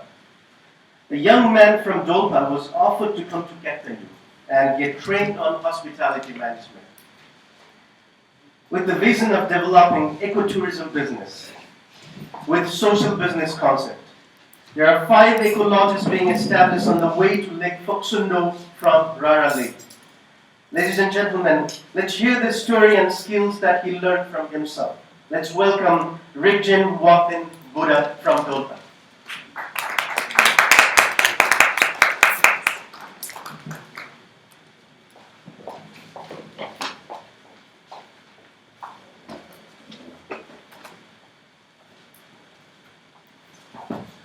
Before we begin, ladies and gentlemen, Mr. Rigjin will be presenting in Nepali. For the benefit of the audience, I will be making a quick, brief translation. Forgive me, I will not be getting into details due to time constraint. I hope you enjoy the experience.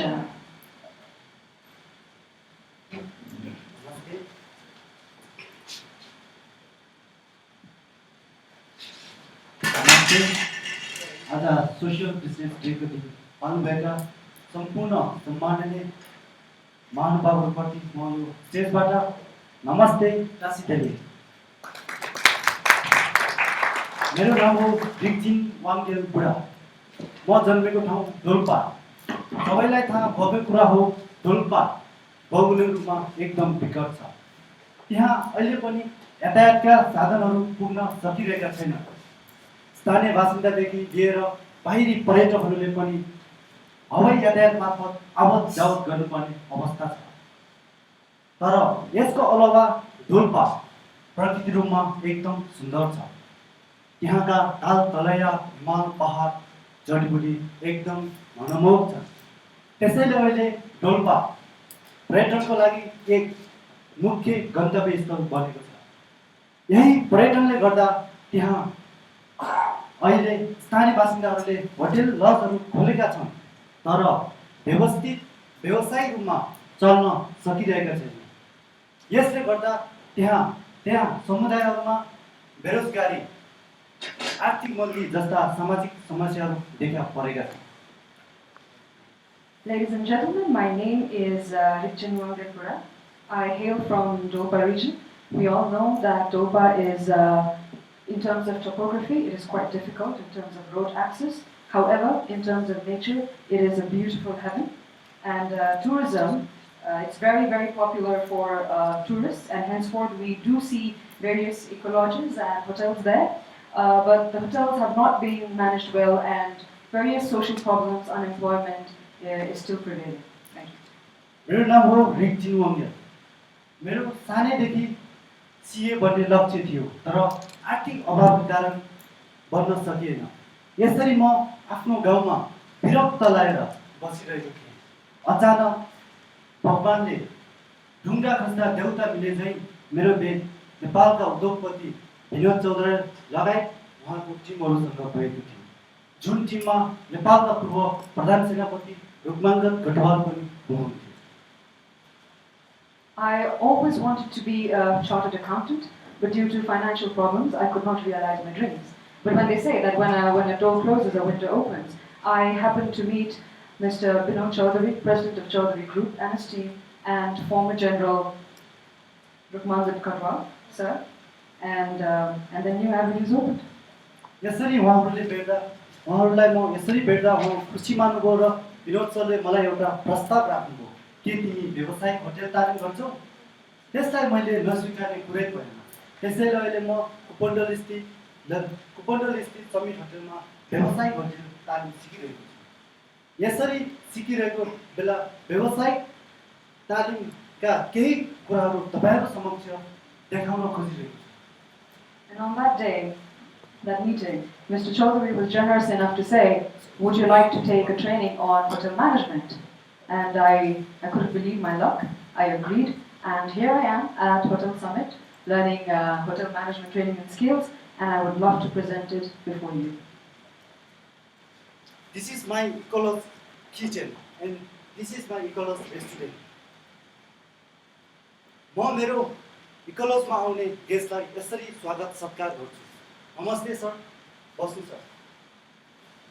This is how I'm going to welcome the guests at my Eco Lodge. Hello sir, welcome sir, please be seated sir.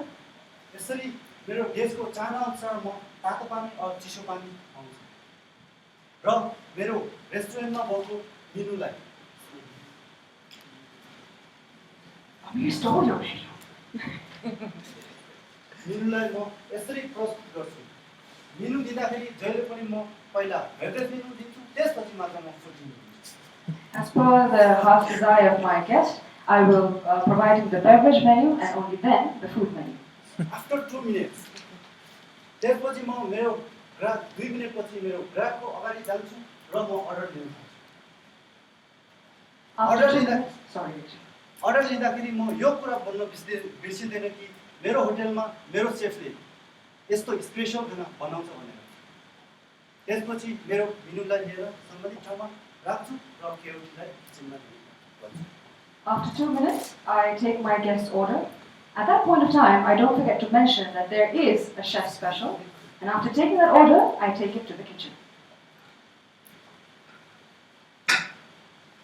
किचनबाट आएको delicious फुडलाई म यसरी समात्छु, दाहिने हातले यसरी समात्छु र सम्बन्धित गेस्टको अगाडि गएर यसरी राखिन। After I receive the food from the kitchen, this is how I take it to my guest, on the right-hand side, serviced on the right-hand side. यसरी खाना दिएको 2-3 मिनेटपछि फेरि म मेरो गेस्टको अगाडि जान्छु र म के कुरा सोध्छु भने मेरो होटलको खाना कस्तो लाग्यो, मिठो छ कि छैन, नुन लागेको छ कि छैन र तपाईहरुलाई अरु केही चाहिन्छ कि भनेर। After 2 minutes, I go to my guest again and then ask him, was it too salty? Was it good? Would you like something more? यसरी उहाँहरूले खाना खाइसकेपछि उहाँहरूले बिल मागेपछि मात्र बिल प्रस्तुत गर्छु र खाएको भाँडालाई म यसरी यो तरिकाले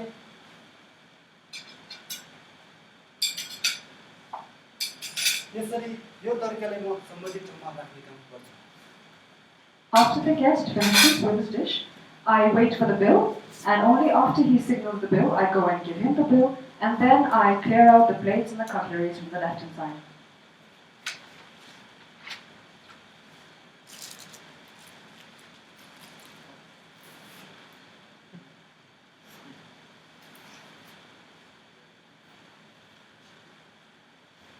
यसरी म मेरो इकोलोसमा छिर्नुभन्दा अगाडि म सेफ ड्रेसमा किचन ड्रेसमा, त्यसपछि म किचनमा छिर्नुभन्दा अगाडि म साबुन पानीले हात धुन्छु र किचनमा छिर्छु। किचनमा छिरिसकेपछि मेरो भाँडाहरू सफा निट एन्ड क्लिन हुनु पर्यो। त्यसपछि म इको फुड बनाउन थाल्छु।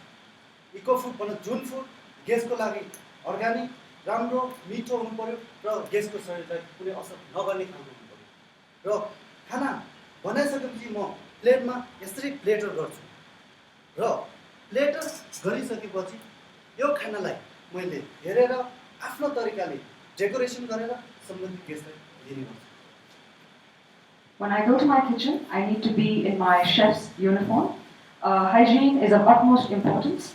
Therefore, the kitchen environment has to be clean, my dishes have to be clean, and I make some delicious organic food. After cooking it, I plate it and innovatively I decorate it for my guest.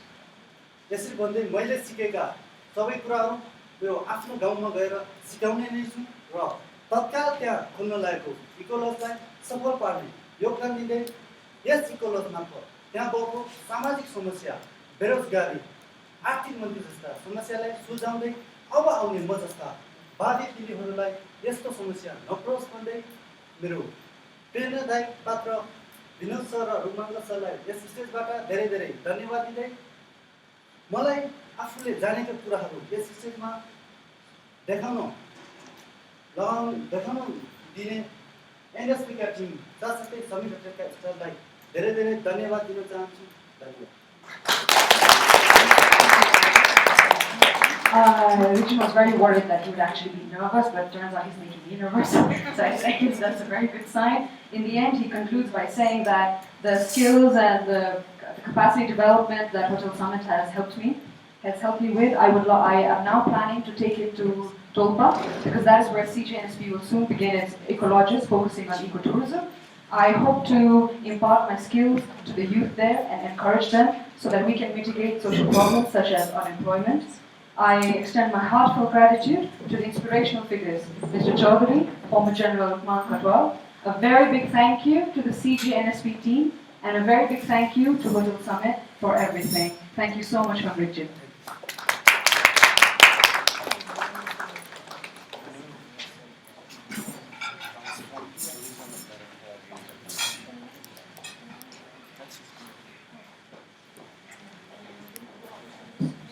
Thank you so much, Bridget. Now you have challenged CG Nepal Social Business that we have to start this fight ecologies as soon as possible. And to be continued with that, CGNSP has partnered with Lions Club International Foundation. We have incubated and invested in various projects. Now I would like to invite Lion Khagendra Sitola in the podium for his speech.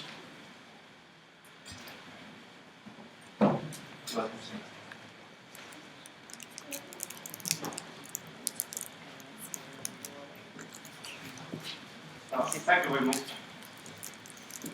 Chief guest of this function, Mr. Dinesh Gimri, Joint Secretary, Minister of Industry, His Excellency Glenn White, Ambassador from Australia to Nepal, and Madam White, and the President of the Chaudhary Group, Vinod Chaudhary, distinguished invitees, journalists, and guests. First of all, we are celebrating this first Social Business Day, and we associated with the Chaudhary Foundations. Regarding our organizations, Lions Club Internationals, I'm going to tell about a brief about the Lions Internationals and its foundations in our associations with the Chaudhary Foundation. Because there are many people here who are the very potentials in join our organization, so that in the age of the marketing, so that I will say something regarding our organization also, because this is we are doing the social business, and I am representing the largest social organization of the world and the best foundations of the world. Because the LCI is the best foundations since last 6-7 years by the Time magazines of the UK Time. They are giving the details every year, and we are in the #1 foundations since last 6-7 years. Our organizations, Lions International, established in 1917, in 17 June 1917, and we entered into the 100 years. And today is the last day of the 1990 International Convention in Fukuoka, Japan. I should be there, but right now I am here because of this celebrating this thing. And we are celebrating the centennials program worldwide, and we crossed the 1.4 million member of in this organization this year, and we are become largest one. And in Nepal, in the context of Nepal, Lions Club International established in 1971, so which is 40, in the August is going to be completed the 45 years. And today's contest, we have 20,000 members crossed in the Nepal, across the country, having the 67 districts with more than the 700 branches across the country.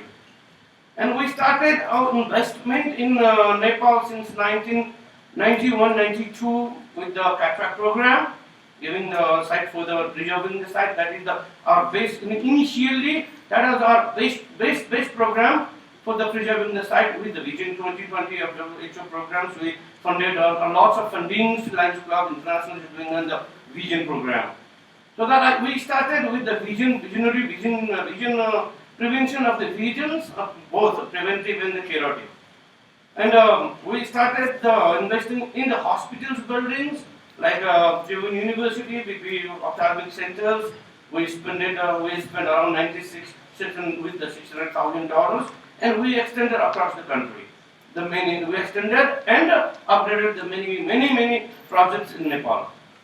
And we're doing in the different serving youth disasters program.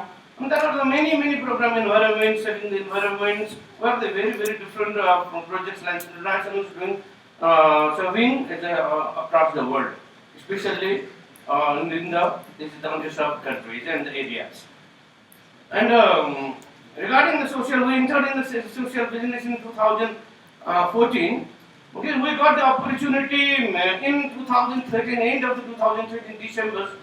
We got the opportunity to host a regional meeting of Lions International Nepal, but the opportunity called is Ishame, India, South Asia, Middle East and Africa, comprising of 63 countries. And the 2,000 plus members from the outside of the country and 1,000 people, delegates from the Nepal was in that area, Ishame Forum. And we offered as a keynote speaker Mr. Chaudhary to address that function. And we got that opportunity that he spoke as a keynote speaker on that functions. So that in the evening dinners, we were just sitting with the Lions International leaderships, and we were searching for a partner to enter into the social business things. So that they are already established in the 2012, that they have already shown in the presentations. And in that meeting, we just have discussions, and again, we have an agreement within 6 months. We had an agreement, and we entered into the social business because we got that partners having very good reputations and the very network in these areas and the international arena also. And we are cadre-based organizations having volunteer services across the country. Almost this year we are planning to extend our all branches to the across all districts level across the country, and I think we will succeed it. Then we entered into this social business. I think investment from their sides and also from the Lions International Foundations because in this we are entering in 100 years, and in Nepal this year we are planning a legacy projects of 1 billion Nepalese rupees. 100 crores project we are doing for Nepal from the Lions International. After that, $5 million is already approved for the reconstructions, and the other projects are in the pipeline and extending the other projects and the many things. After all, social business, we are very keen to extend it in that level where that needs it assist, and need is there, and we have to assist on that also. So that in his speech, Chaudhary told that in England and that footballs, there are 22 players into the same times in the game. So that we completed 22. Full team is with you. We incorporate 22 projects. Till then, now we have a full team. Because after that we started the investments in a year, in this year or in the coming year, we'll double it, replicate in the very near futures, thinking, especially like thinking for 1,000 this type of projects, and we started the reinvestment in other projects. Let's see, we need your support from all the peoples, all the countries, all the associations, and we are looking for that. Thank you very much, and thank you very much.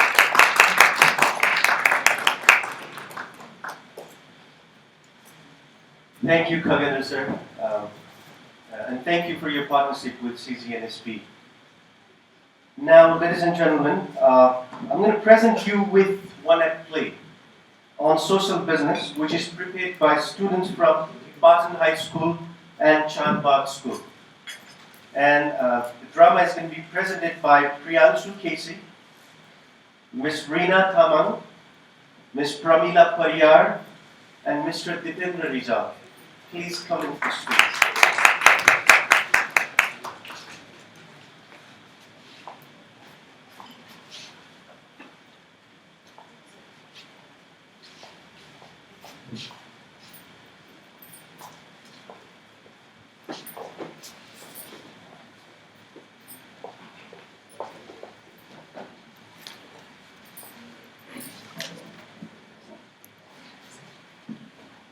आजकलका मान्छे बिग्रिए जसले पनि रासायनिक मल हालेका छन् जग्गा बिगारेका छन् होइन रासायनिक मलले जग्गाको उर्वरा शक्ति घट्दै जान्छ भन्ने यसलाई थाहा छैन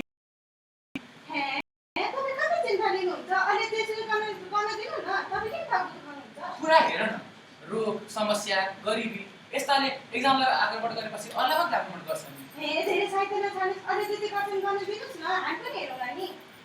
ए बाबा कति ए बाबा कति कसो गरे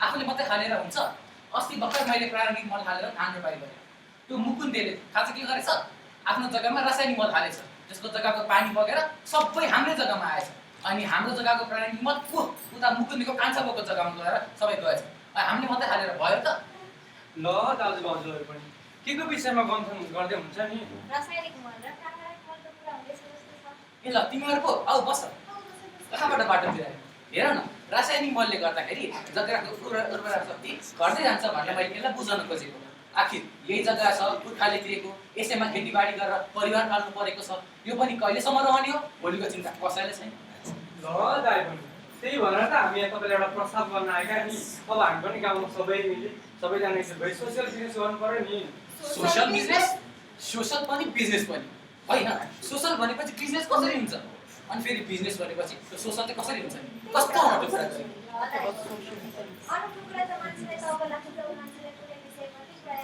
पर्याप्त ज्ञान हुँदैन त्यसो हामी त्यसैको लागि अवगतहरूलाई त्यो अनौठो कुरालाई सामान्य बनाउन आएका हौँ नि घुमाएर कुरा गर्ने कुरो पुरानो बानी कहिल्यै गएन भन के हो सोशल बिजनेस भनेको मैले बुझिहाल्छु सामाजिक समस्या निराकरण गर्नको लागि सोशल बिजनेस गरिन्छ यसबाट समाजमा बढिरहेको गरिबी बेरोजगारी अशिक्षा जनचेतनाको कमी कुपोषण जस्ता समस्याहरूलाई निराकरण गर्नको लागि व्यवसाय गर्ने गरिन्छ जस्तो नि सोसियल बिजनेस भनेको चाहिँ व्यवसाय र एनजिओ आइएनजिओको जस्तै एउटा ग्रुप हो हेर्नुहोस् त्यो चाहिँ आर्थिक रूपमा सबल पनि हुन्छ अनि एउटा कुरो त्यसले चाहिँ एनजिओ र आइएनजिओले जस्तै गरेर चाहिँ मानविक काम गर्नुका साथै समाजको भलाइका लागि समाजमा सराएका समस्याहरूको बारेमा चाहिँ बुझ्दै र तिनीहरूलाई समस्याको समाधान गर्ने उपाय पनि जागरुक गर्छ नि त्यसो मलाई यो बताउनुहोस् कि साधारण व्यवसाय र सोशल बिजनेस के फरक छ ल भाउजू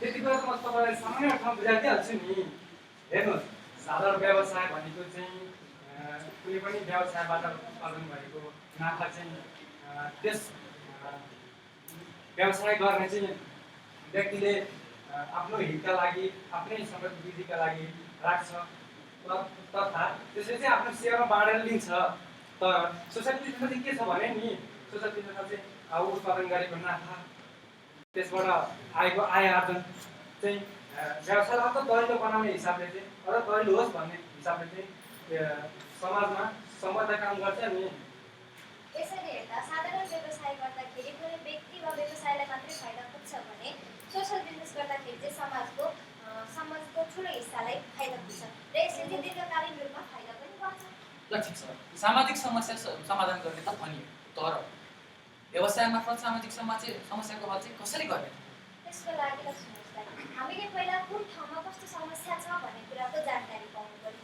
त्यस जानकारी मार्फत हामी त्यस ठाउँमा जान्छौँ र त्यसको ठाउँमा हामीले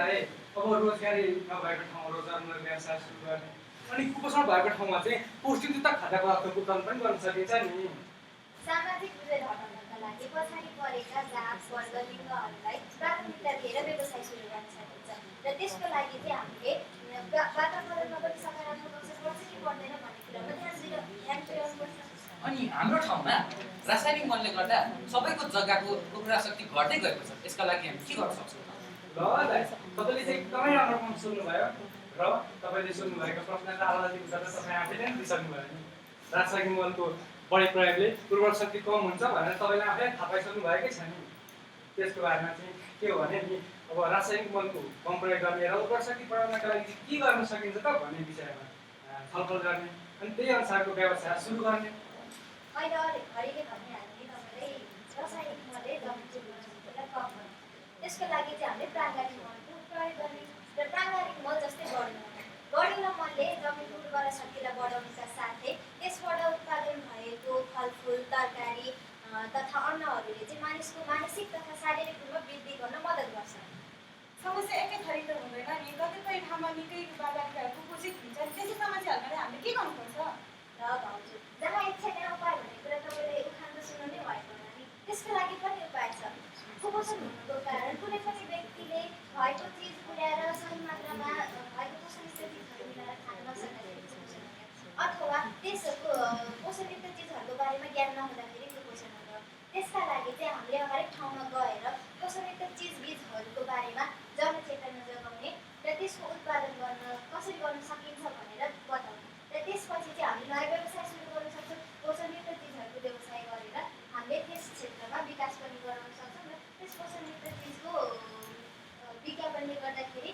कुपोषण पनि हट्दै जान्छ त्यसका लागि चाहिँ नि नेपाल सोसियल बिजनेसको लगानीमा चाहिँ जुम्लामा उद्योग खुल्दैछ प्यात्री भनेर साना बालबालिकाहरूका लागि भनेर प्रोत्साहित लिटर पिटो अनि अलिक ठुलाका लागि भनेर चाहिँ मिठाई अनि अलिक ठुलाका लागि भनेर चाहिँ उडी पनि उत्पादन गर्दैछ अनि अर्को महत्त्वपूर्ण कुरा के छ भने नि त्यहाँ चाहिँ स्थानीय तथा पोसिला फलफुलहरूको मिसावटबाट विभिन्न किसिमका पोषणयुक्त खाद्य पदार्थहरू उत्पादन हुँदैछ अनि त्यसो गर्दा चाहिँ व्यवसाय पनि हुने यता रोजगारी पनि बढ्ने अर्कोतिर कुपोषणको समस्याको हल पनि हुने हामी तिम्रो कुरासँग सहमत छौँ सामाजिक समस्या समाधानका लागि सोसियल बिजनेस जस्तो अरू प्रभावकारी उपाय अरू के होला हो अब हामीले पनि रासायनिक पदार्थको कम प्रयोग बढ्दो प्रयोग रोक्न हाम्रो ठाउँमा जानकारी गराउनुपर्छ अनि हामीले मात्र प्रयोग गरेर हुन्छ र सबै हाम्रो आउने छोरा नाति नातिहरूले नि त पुस्ताले दिएको मासु फल फिर्ता गर्नु परेन बल्ल कुरा बुझि तिमीले भाउजूले बुझिहाल्नुहुन्छ नि भाइले बुझाउनु भएन होला त्यही त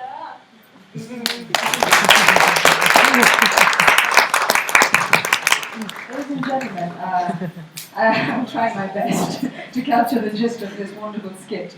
So it starts with this, typical day where the husband and wife are bickering with each other, saying, where the husband goes, "Oh, you don't understand anything, you don't listen, you just don't listen," and she goes saying, "Oh, I do listen, you don't listen."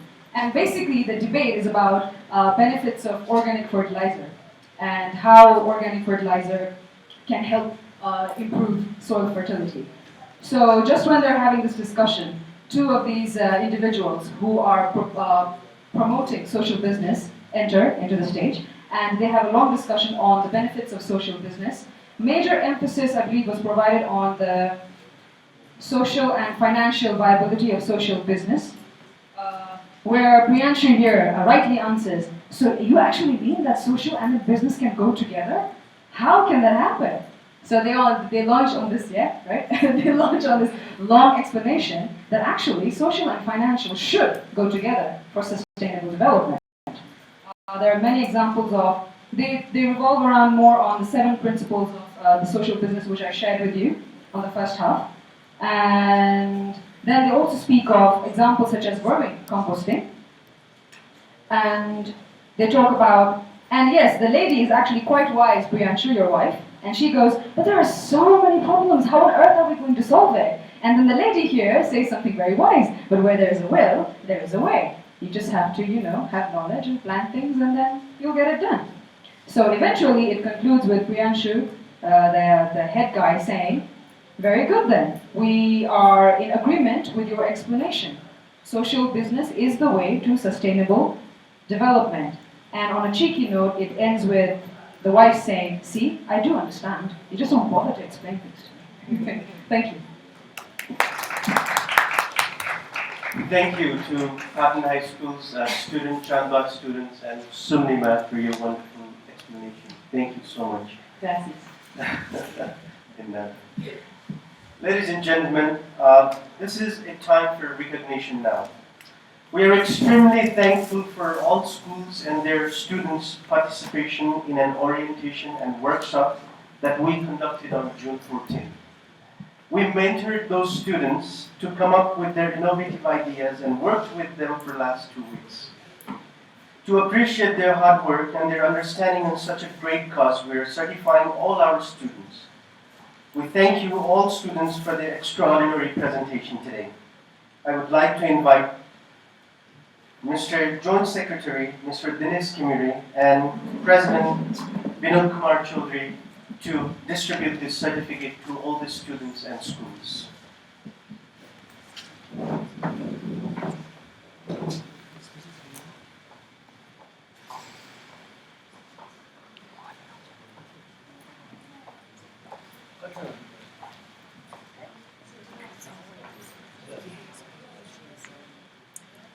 Yes.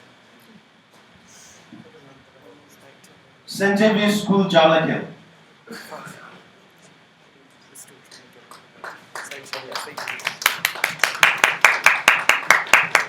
Patton Higher Secondary School.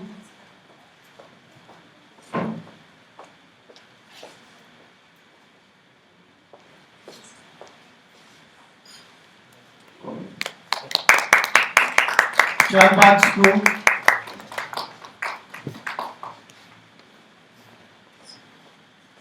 Patton Higher Secondary School. Sir.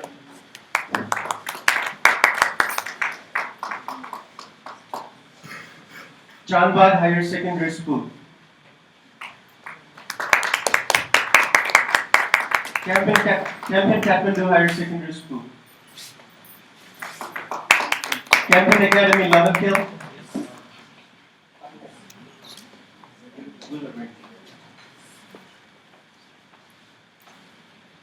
Campion Academy, Lavakil.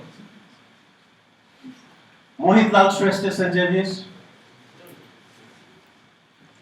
Mohit.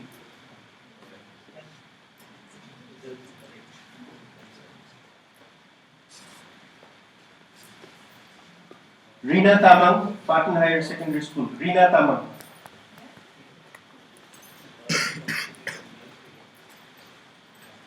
Ms. Pramila Pariyar.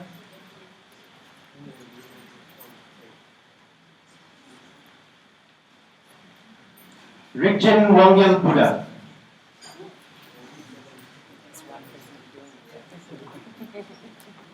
Mr. Gaurav Subedi. The students who have received the certificates, kindly take your seats, please. Who have received the certificates, could you kindly take your seats, please? Thank you.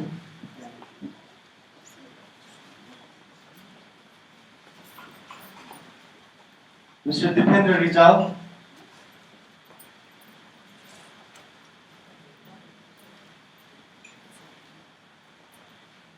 Sagar Gautam. Ms. Anushka Thapa. Ms. Samriddhi Rai Mazi. Ms. Siksha Gupta.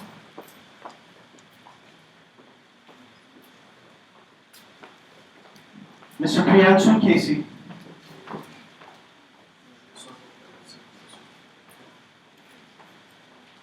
Thank you. Thank you, Mr. President. Thank you, sir.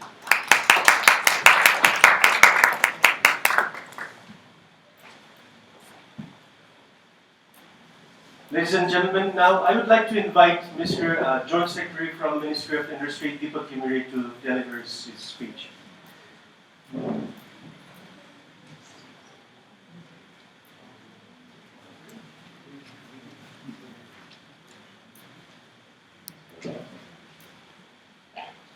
Thank you very much. Good afternoon. Namaste. Mr. President, Your Excellency Ambassador of Australia to Nepal, honorables from different walks of life, ladies and gentlemen. It is my privilege to present here to deliver this speech on behalf of Ministry of Industry. Our Secretary has confirmed his presence here, but due to his active schedule, he could not present in this ceremony. I would like to thank Chaudhary Group for organizing this type of demonstrative program to create the social business day. The starting, I think this was to be initiated from the side of the government, but due to the lacking of legal provision till now, we are unable to impose this type of program, corporate social responsibility, to implement from the private sectors. So it is my privilege to thank Chaudhary Group to initiate such a appreciative work to begin in society. On behalf of the government side, we are implementing some of programs to enhance the capacity of poor, ultra poor, and their economic capacity through some of the programs. Such programs are micro enterprises development program. I would also like to appreciate here on behalf of Ministry of Industry to receive the fund from Australian government to implement such type of demonstrative effective program to enhance ultra poor's lives in such economic capability stage. We have heard from His Excellency Ambassador that in terms of statistics, there are certain signs of certain scenario of good implementation of this program, and with the inspiration of this program, the government has adopted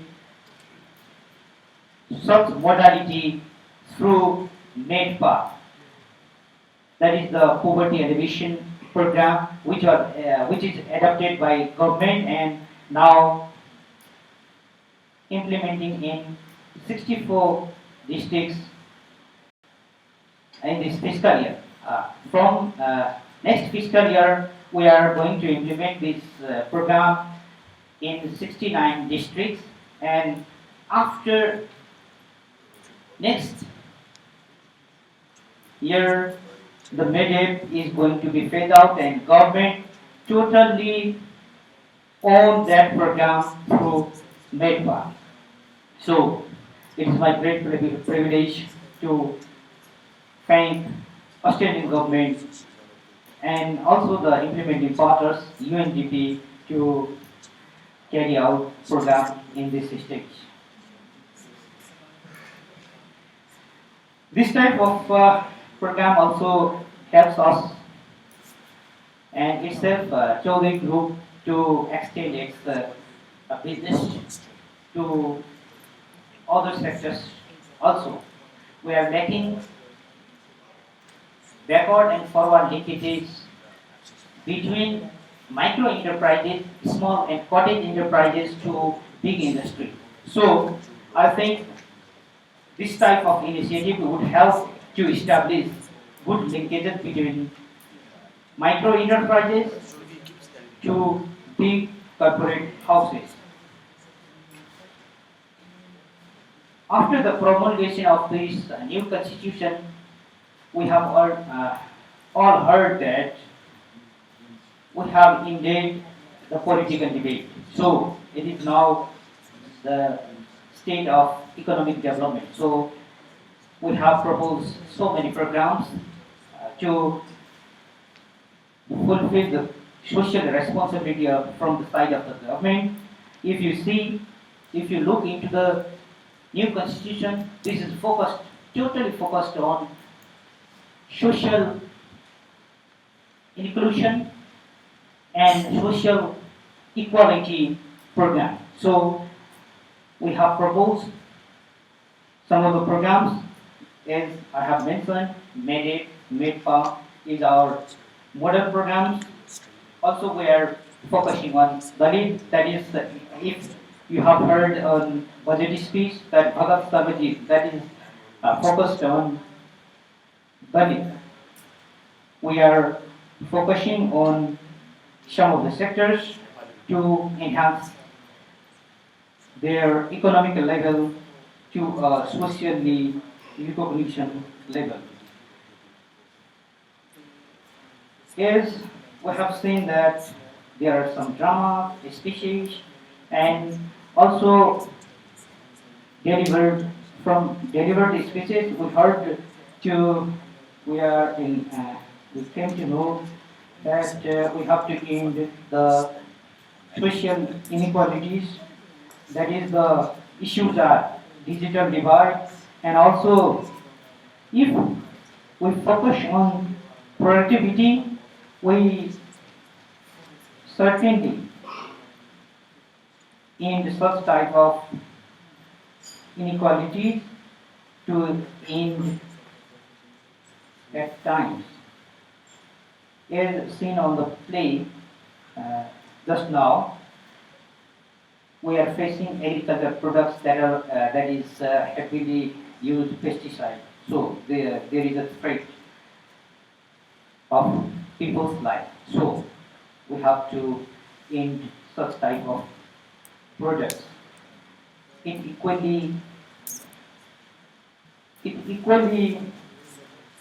demonstrates for the big corporate houses, their products, their services, to totally focus on people's good health and hygiene. So I think from this raising this type of days, where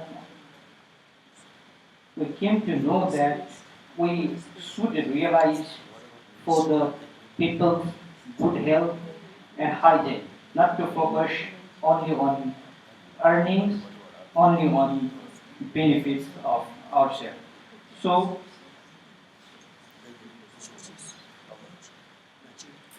as we have submitted our new bill, industrial promotion bill in the House, there is a provision of corporate social responsibility. After the promulgation of that bill, we have the legal provision to mandatory enforce corporate social responsibility to private sector. So it is our firmly belief that from Ministry of Industry, the private sector should also focus on social development besides their businesses and enhance lives of people.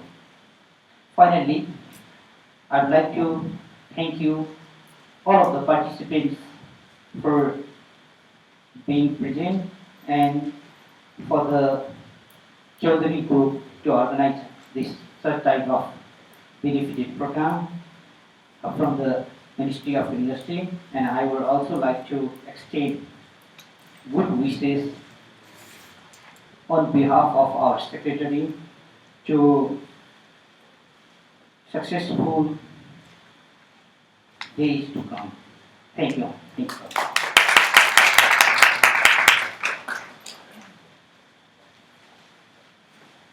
Thank you, Mr. Dinesh Kimiri, sir. Your presence was very important today. Now, ladies and gentlemen, I would like to invite President Mr. Vinod Kumar Chaudhary for the closing remarks for the event of Social Business Day.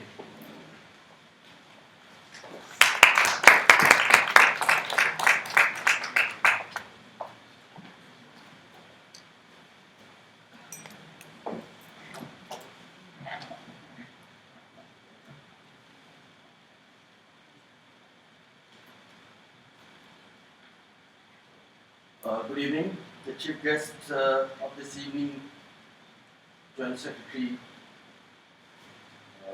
Kimiriji, Excellency Ambassador Jane White, friends from UNDP, Australian Embassy, DG, our channel partners, both from the donor side, my friend Khalil Chaudhary, Lines International representative, is a very important partner in our social business initiatives. Our own team of NSP within this foundation.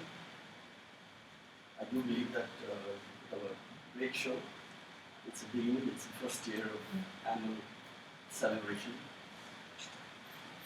Members of media, the young students from Chandbag and Spartan School did a brilliant job in terms of promoting the concept, first accepting, being passionate about, and then promoting the concept of social business and friends. I'd like to probably start with a short observation on the subject that Anurji was talking about. Can you avoid wealth concentration? You know, I read somewhere that if you collect the wealth from everyone all over the world and distribute it equally once again amongst the entire population of the world, perhaps chances are that majority of the rich will become rich and poor will become poor. The nature of wealth creation is such. Nobody becomes rich for nothing, you know. A lot of effort, a lot of imagination, a lot of discipline. I'm talking about there could be exceptions, but by and large, I think wealth creation is one of the toughest jobs, be it for a country, be it for an individual, be it for an organization. I think the appropriate question would have been, can the process of wealth generation expanded more rapidly? Okay, amongst those, amongst the community where it needs to go. And I think the answer is yes, and that's what Professor Muhammad Yunus, for whom I have great respect. I met him in 2012. No, I met him earlier in Bangladesh. He invited me to a couple of conferences dealing with the social business. Because he was, as we all know, he was one of the pioneers of micro enterprise. And subsequently, he concluded that that's not going to solve the problem alone. Because the impact that micro enterprise of the, let's say, Grameen model can deliver, by and large, revolves around self-employment. The key is to create jobs. So he took on himself the task of coming out with the concept of social business, took it to the next level, because micro enterprise, typically the ticket size of funding is less than $700. Okay? And it's also a sector which has been heavily criticized for being too expensive.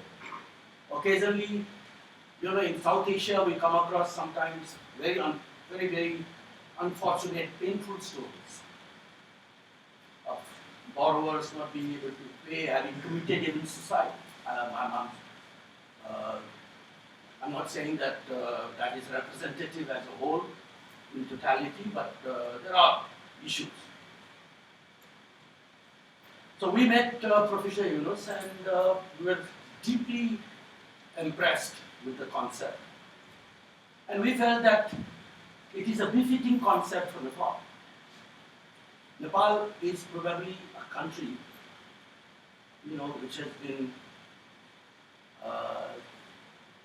has been most donor experimented, I like to call it, without any disrespect. I think the donor agencies love Nepal, the multilateral agencies love Nepal. I'll give you my own experience. When Inge used to run Nepal social business, and then when we put together, with the help of Lions and our own colleagues, Mohammed Yusuf, first they chose to go to Jumla. I also went there. They collected number of proposals, and so I wanted to go and meet personally to identify, can we indeed create a business? At the end of the day, we are talking about creating a business which is sustainable, which runs like a business, which grows, which is able to meet its commercial as well as social commitment to the society. So, commercial commitment to NSP, we may not charge any interest, but we expect that business to run as a business. There was a huge fanfare, and I was taken in a procession which was probably a kilometer long, lots of garlands, flowers, and all the. And when I was interacting with some of the applicants for the social business, and I started talking a little more bit informally, I could gather that they felt that, there is somebody, Chaudhary Group and Lions have come here to distribute money.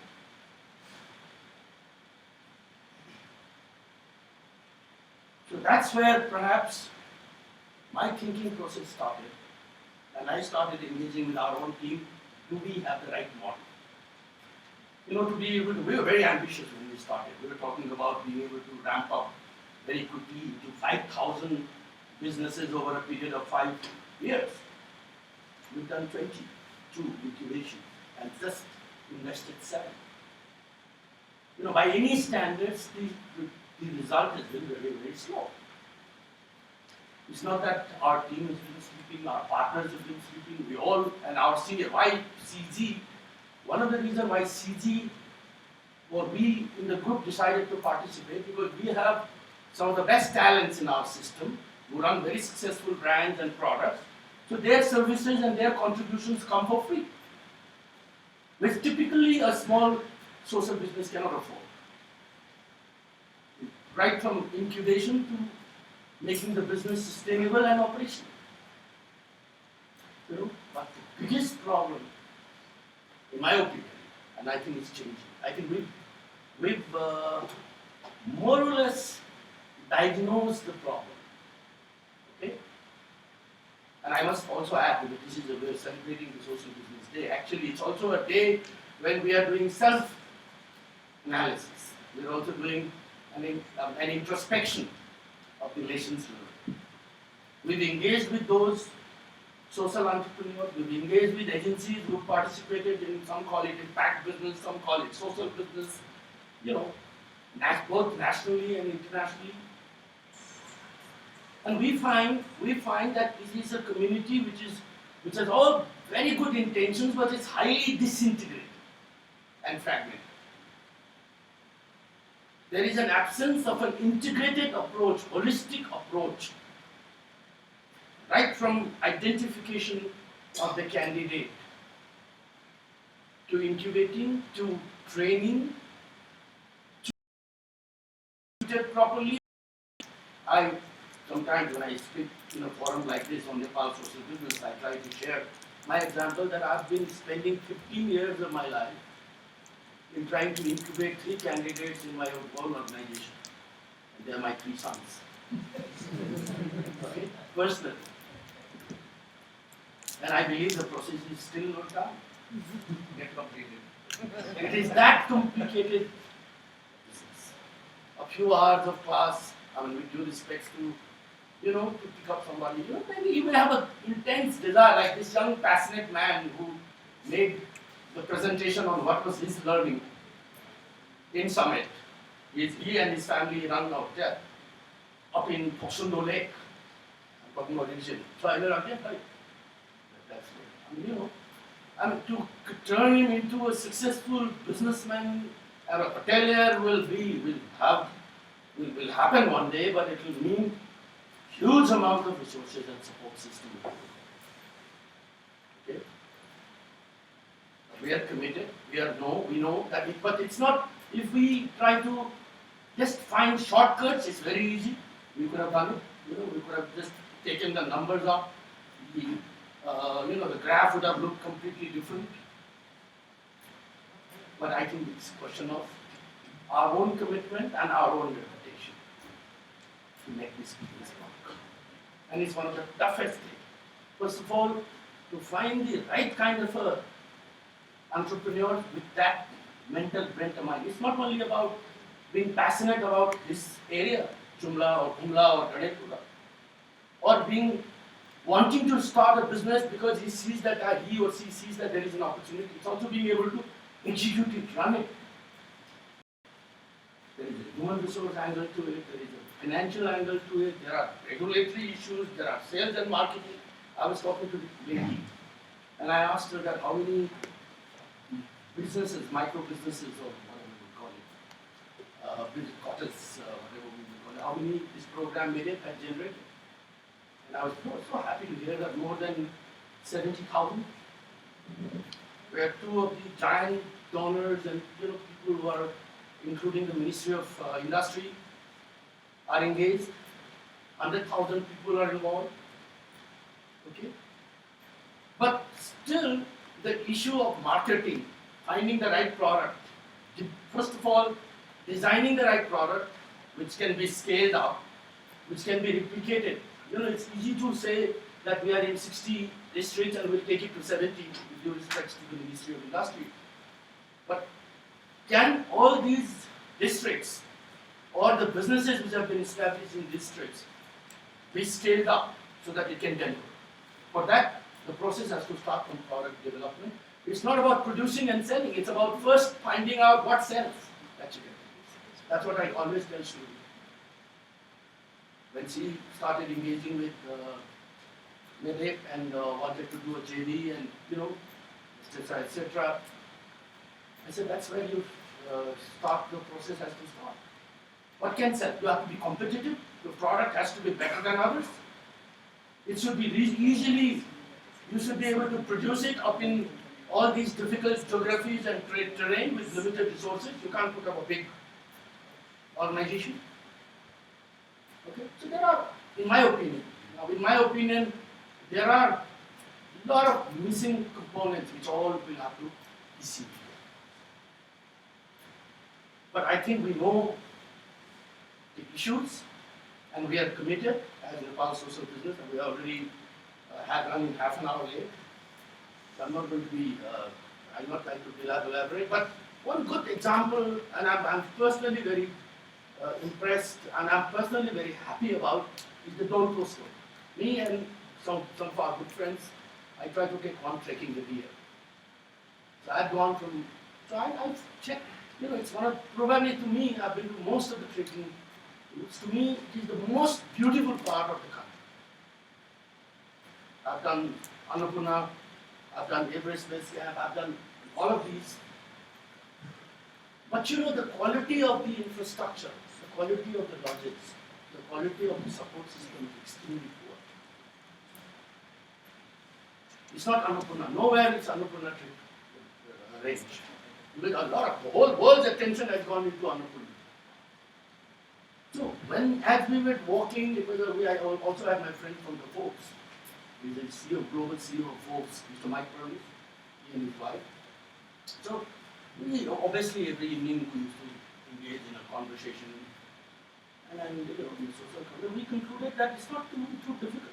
If we pick up somebody who is committed to building this whole area and lifting the standard of the hotels, the restaurants, the F&B quality, bring in the eco angle, bring in the organic angle, upgrade all these lodges by providing them capital and some design inputs.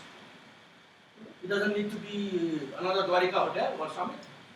It can be a simple, nice, clean bed, etc., etc., etc. And we project which will have different F&B outlets in different places. Wherever you stop, we'll have the project envisages upgrading these lodges and add social business. We will create the management team, we will create the design and execution team. And I think that's when, if we someday we can lift the whole Dodpur range, the Dodpur region, from the perspective of trekking or mountaineering to the level of close to Annapurna, I would say that the job is done. And then you will see a huge, we don't have to do it. Then others will do it. There will be ripple effects, people will follow, people will see, learn. Many more regions will come to different potential places for training, exposure.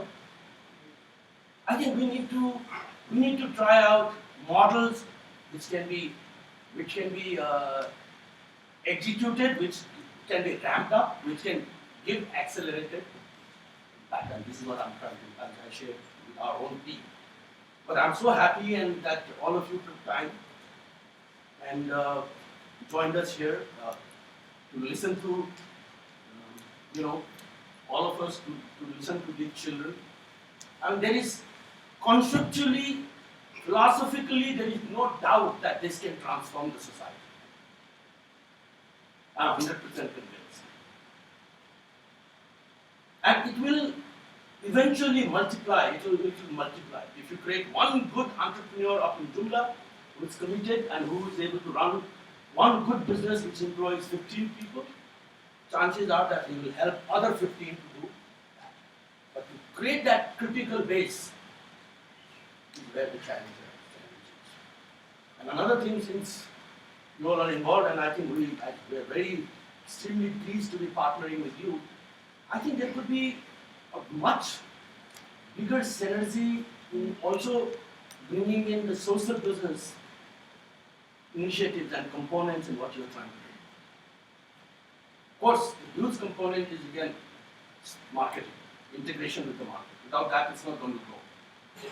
You may have, symbolic presence, but you will not be able to create a product like there was a time when Nepal produced carpet and Nepal became one of the 4 biggest carpet exporters in the world. Of course, we lost it later on. Same thing can be said about Pashmina. Okay, but you don't need 500 products. We can select maybe 20 products in different places. But that can be established. And that's what is CG's effort.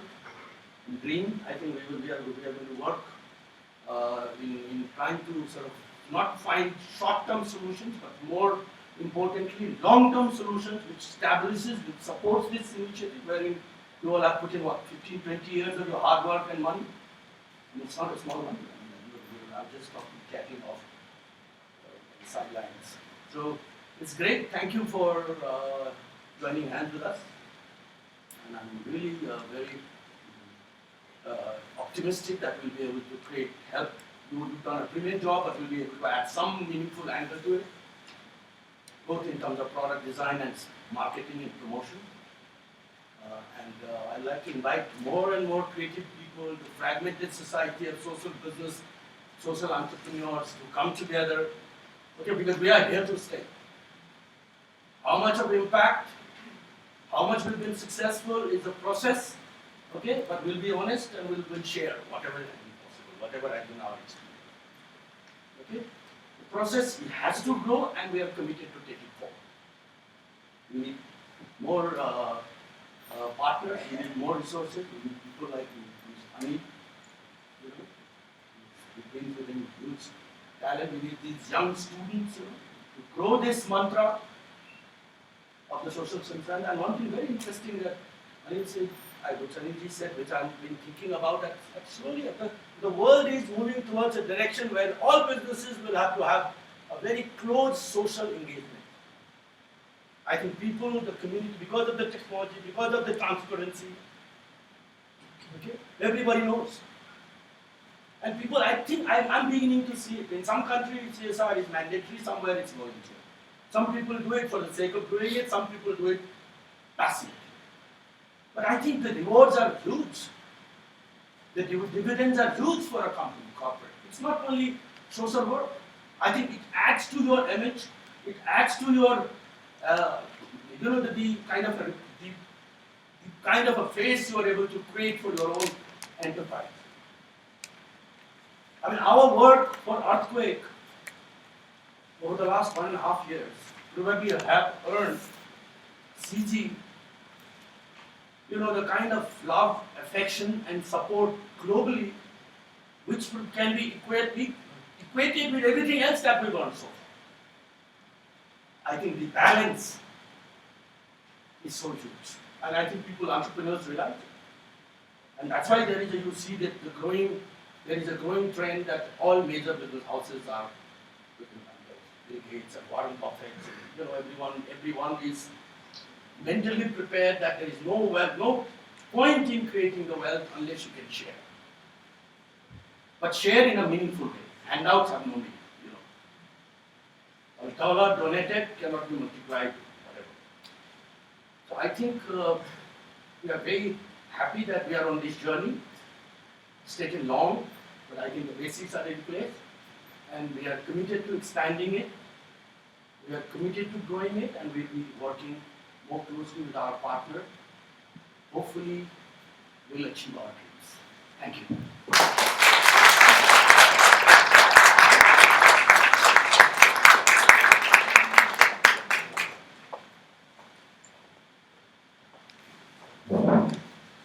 Thank you, everyone.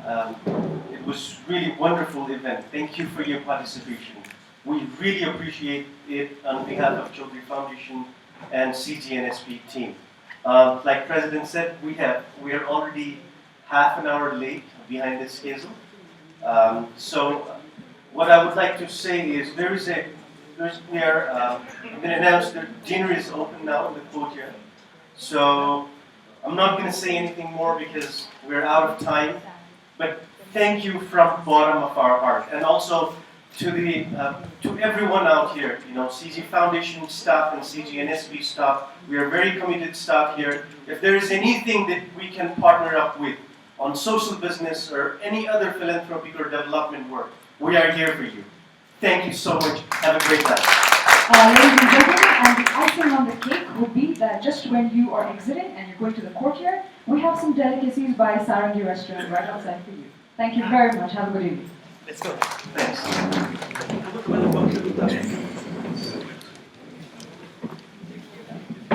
Oh gosh, no way.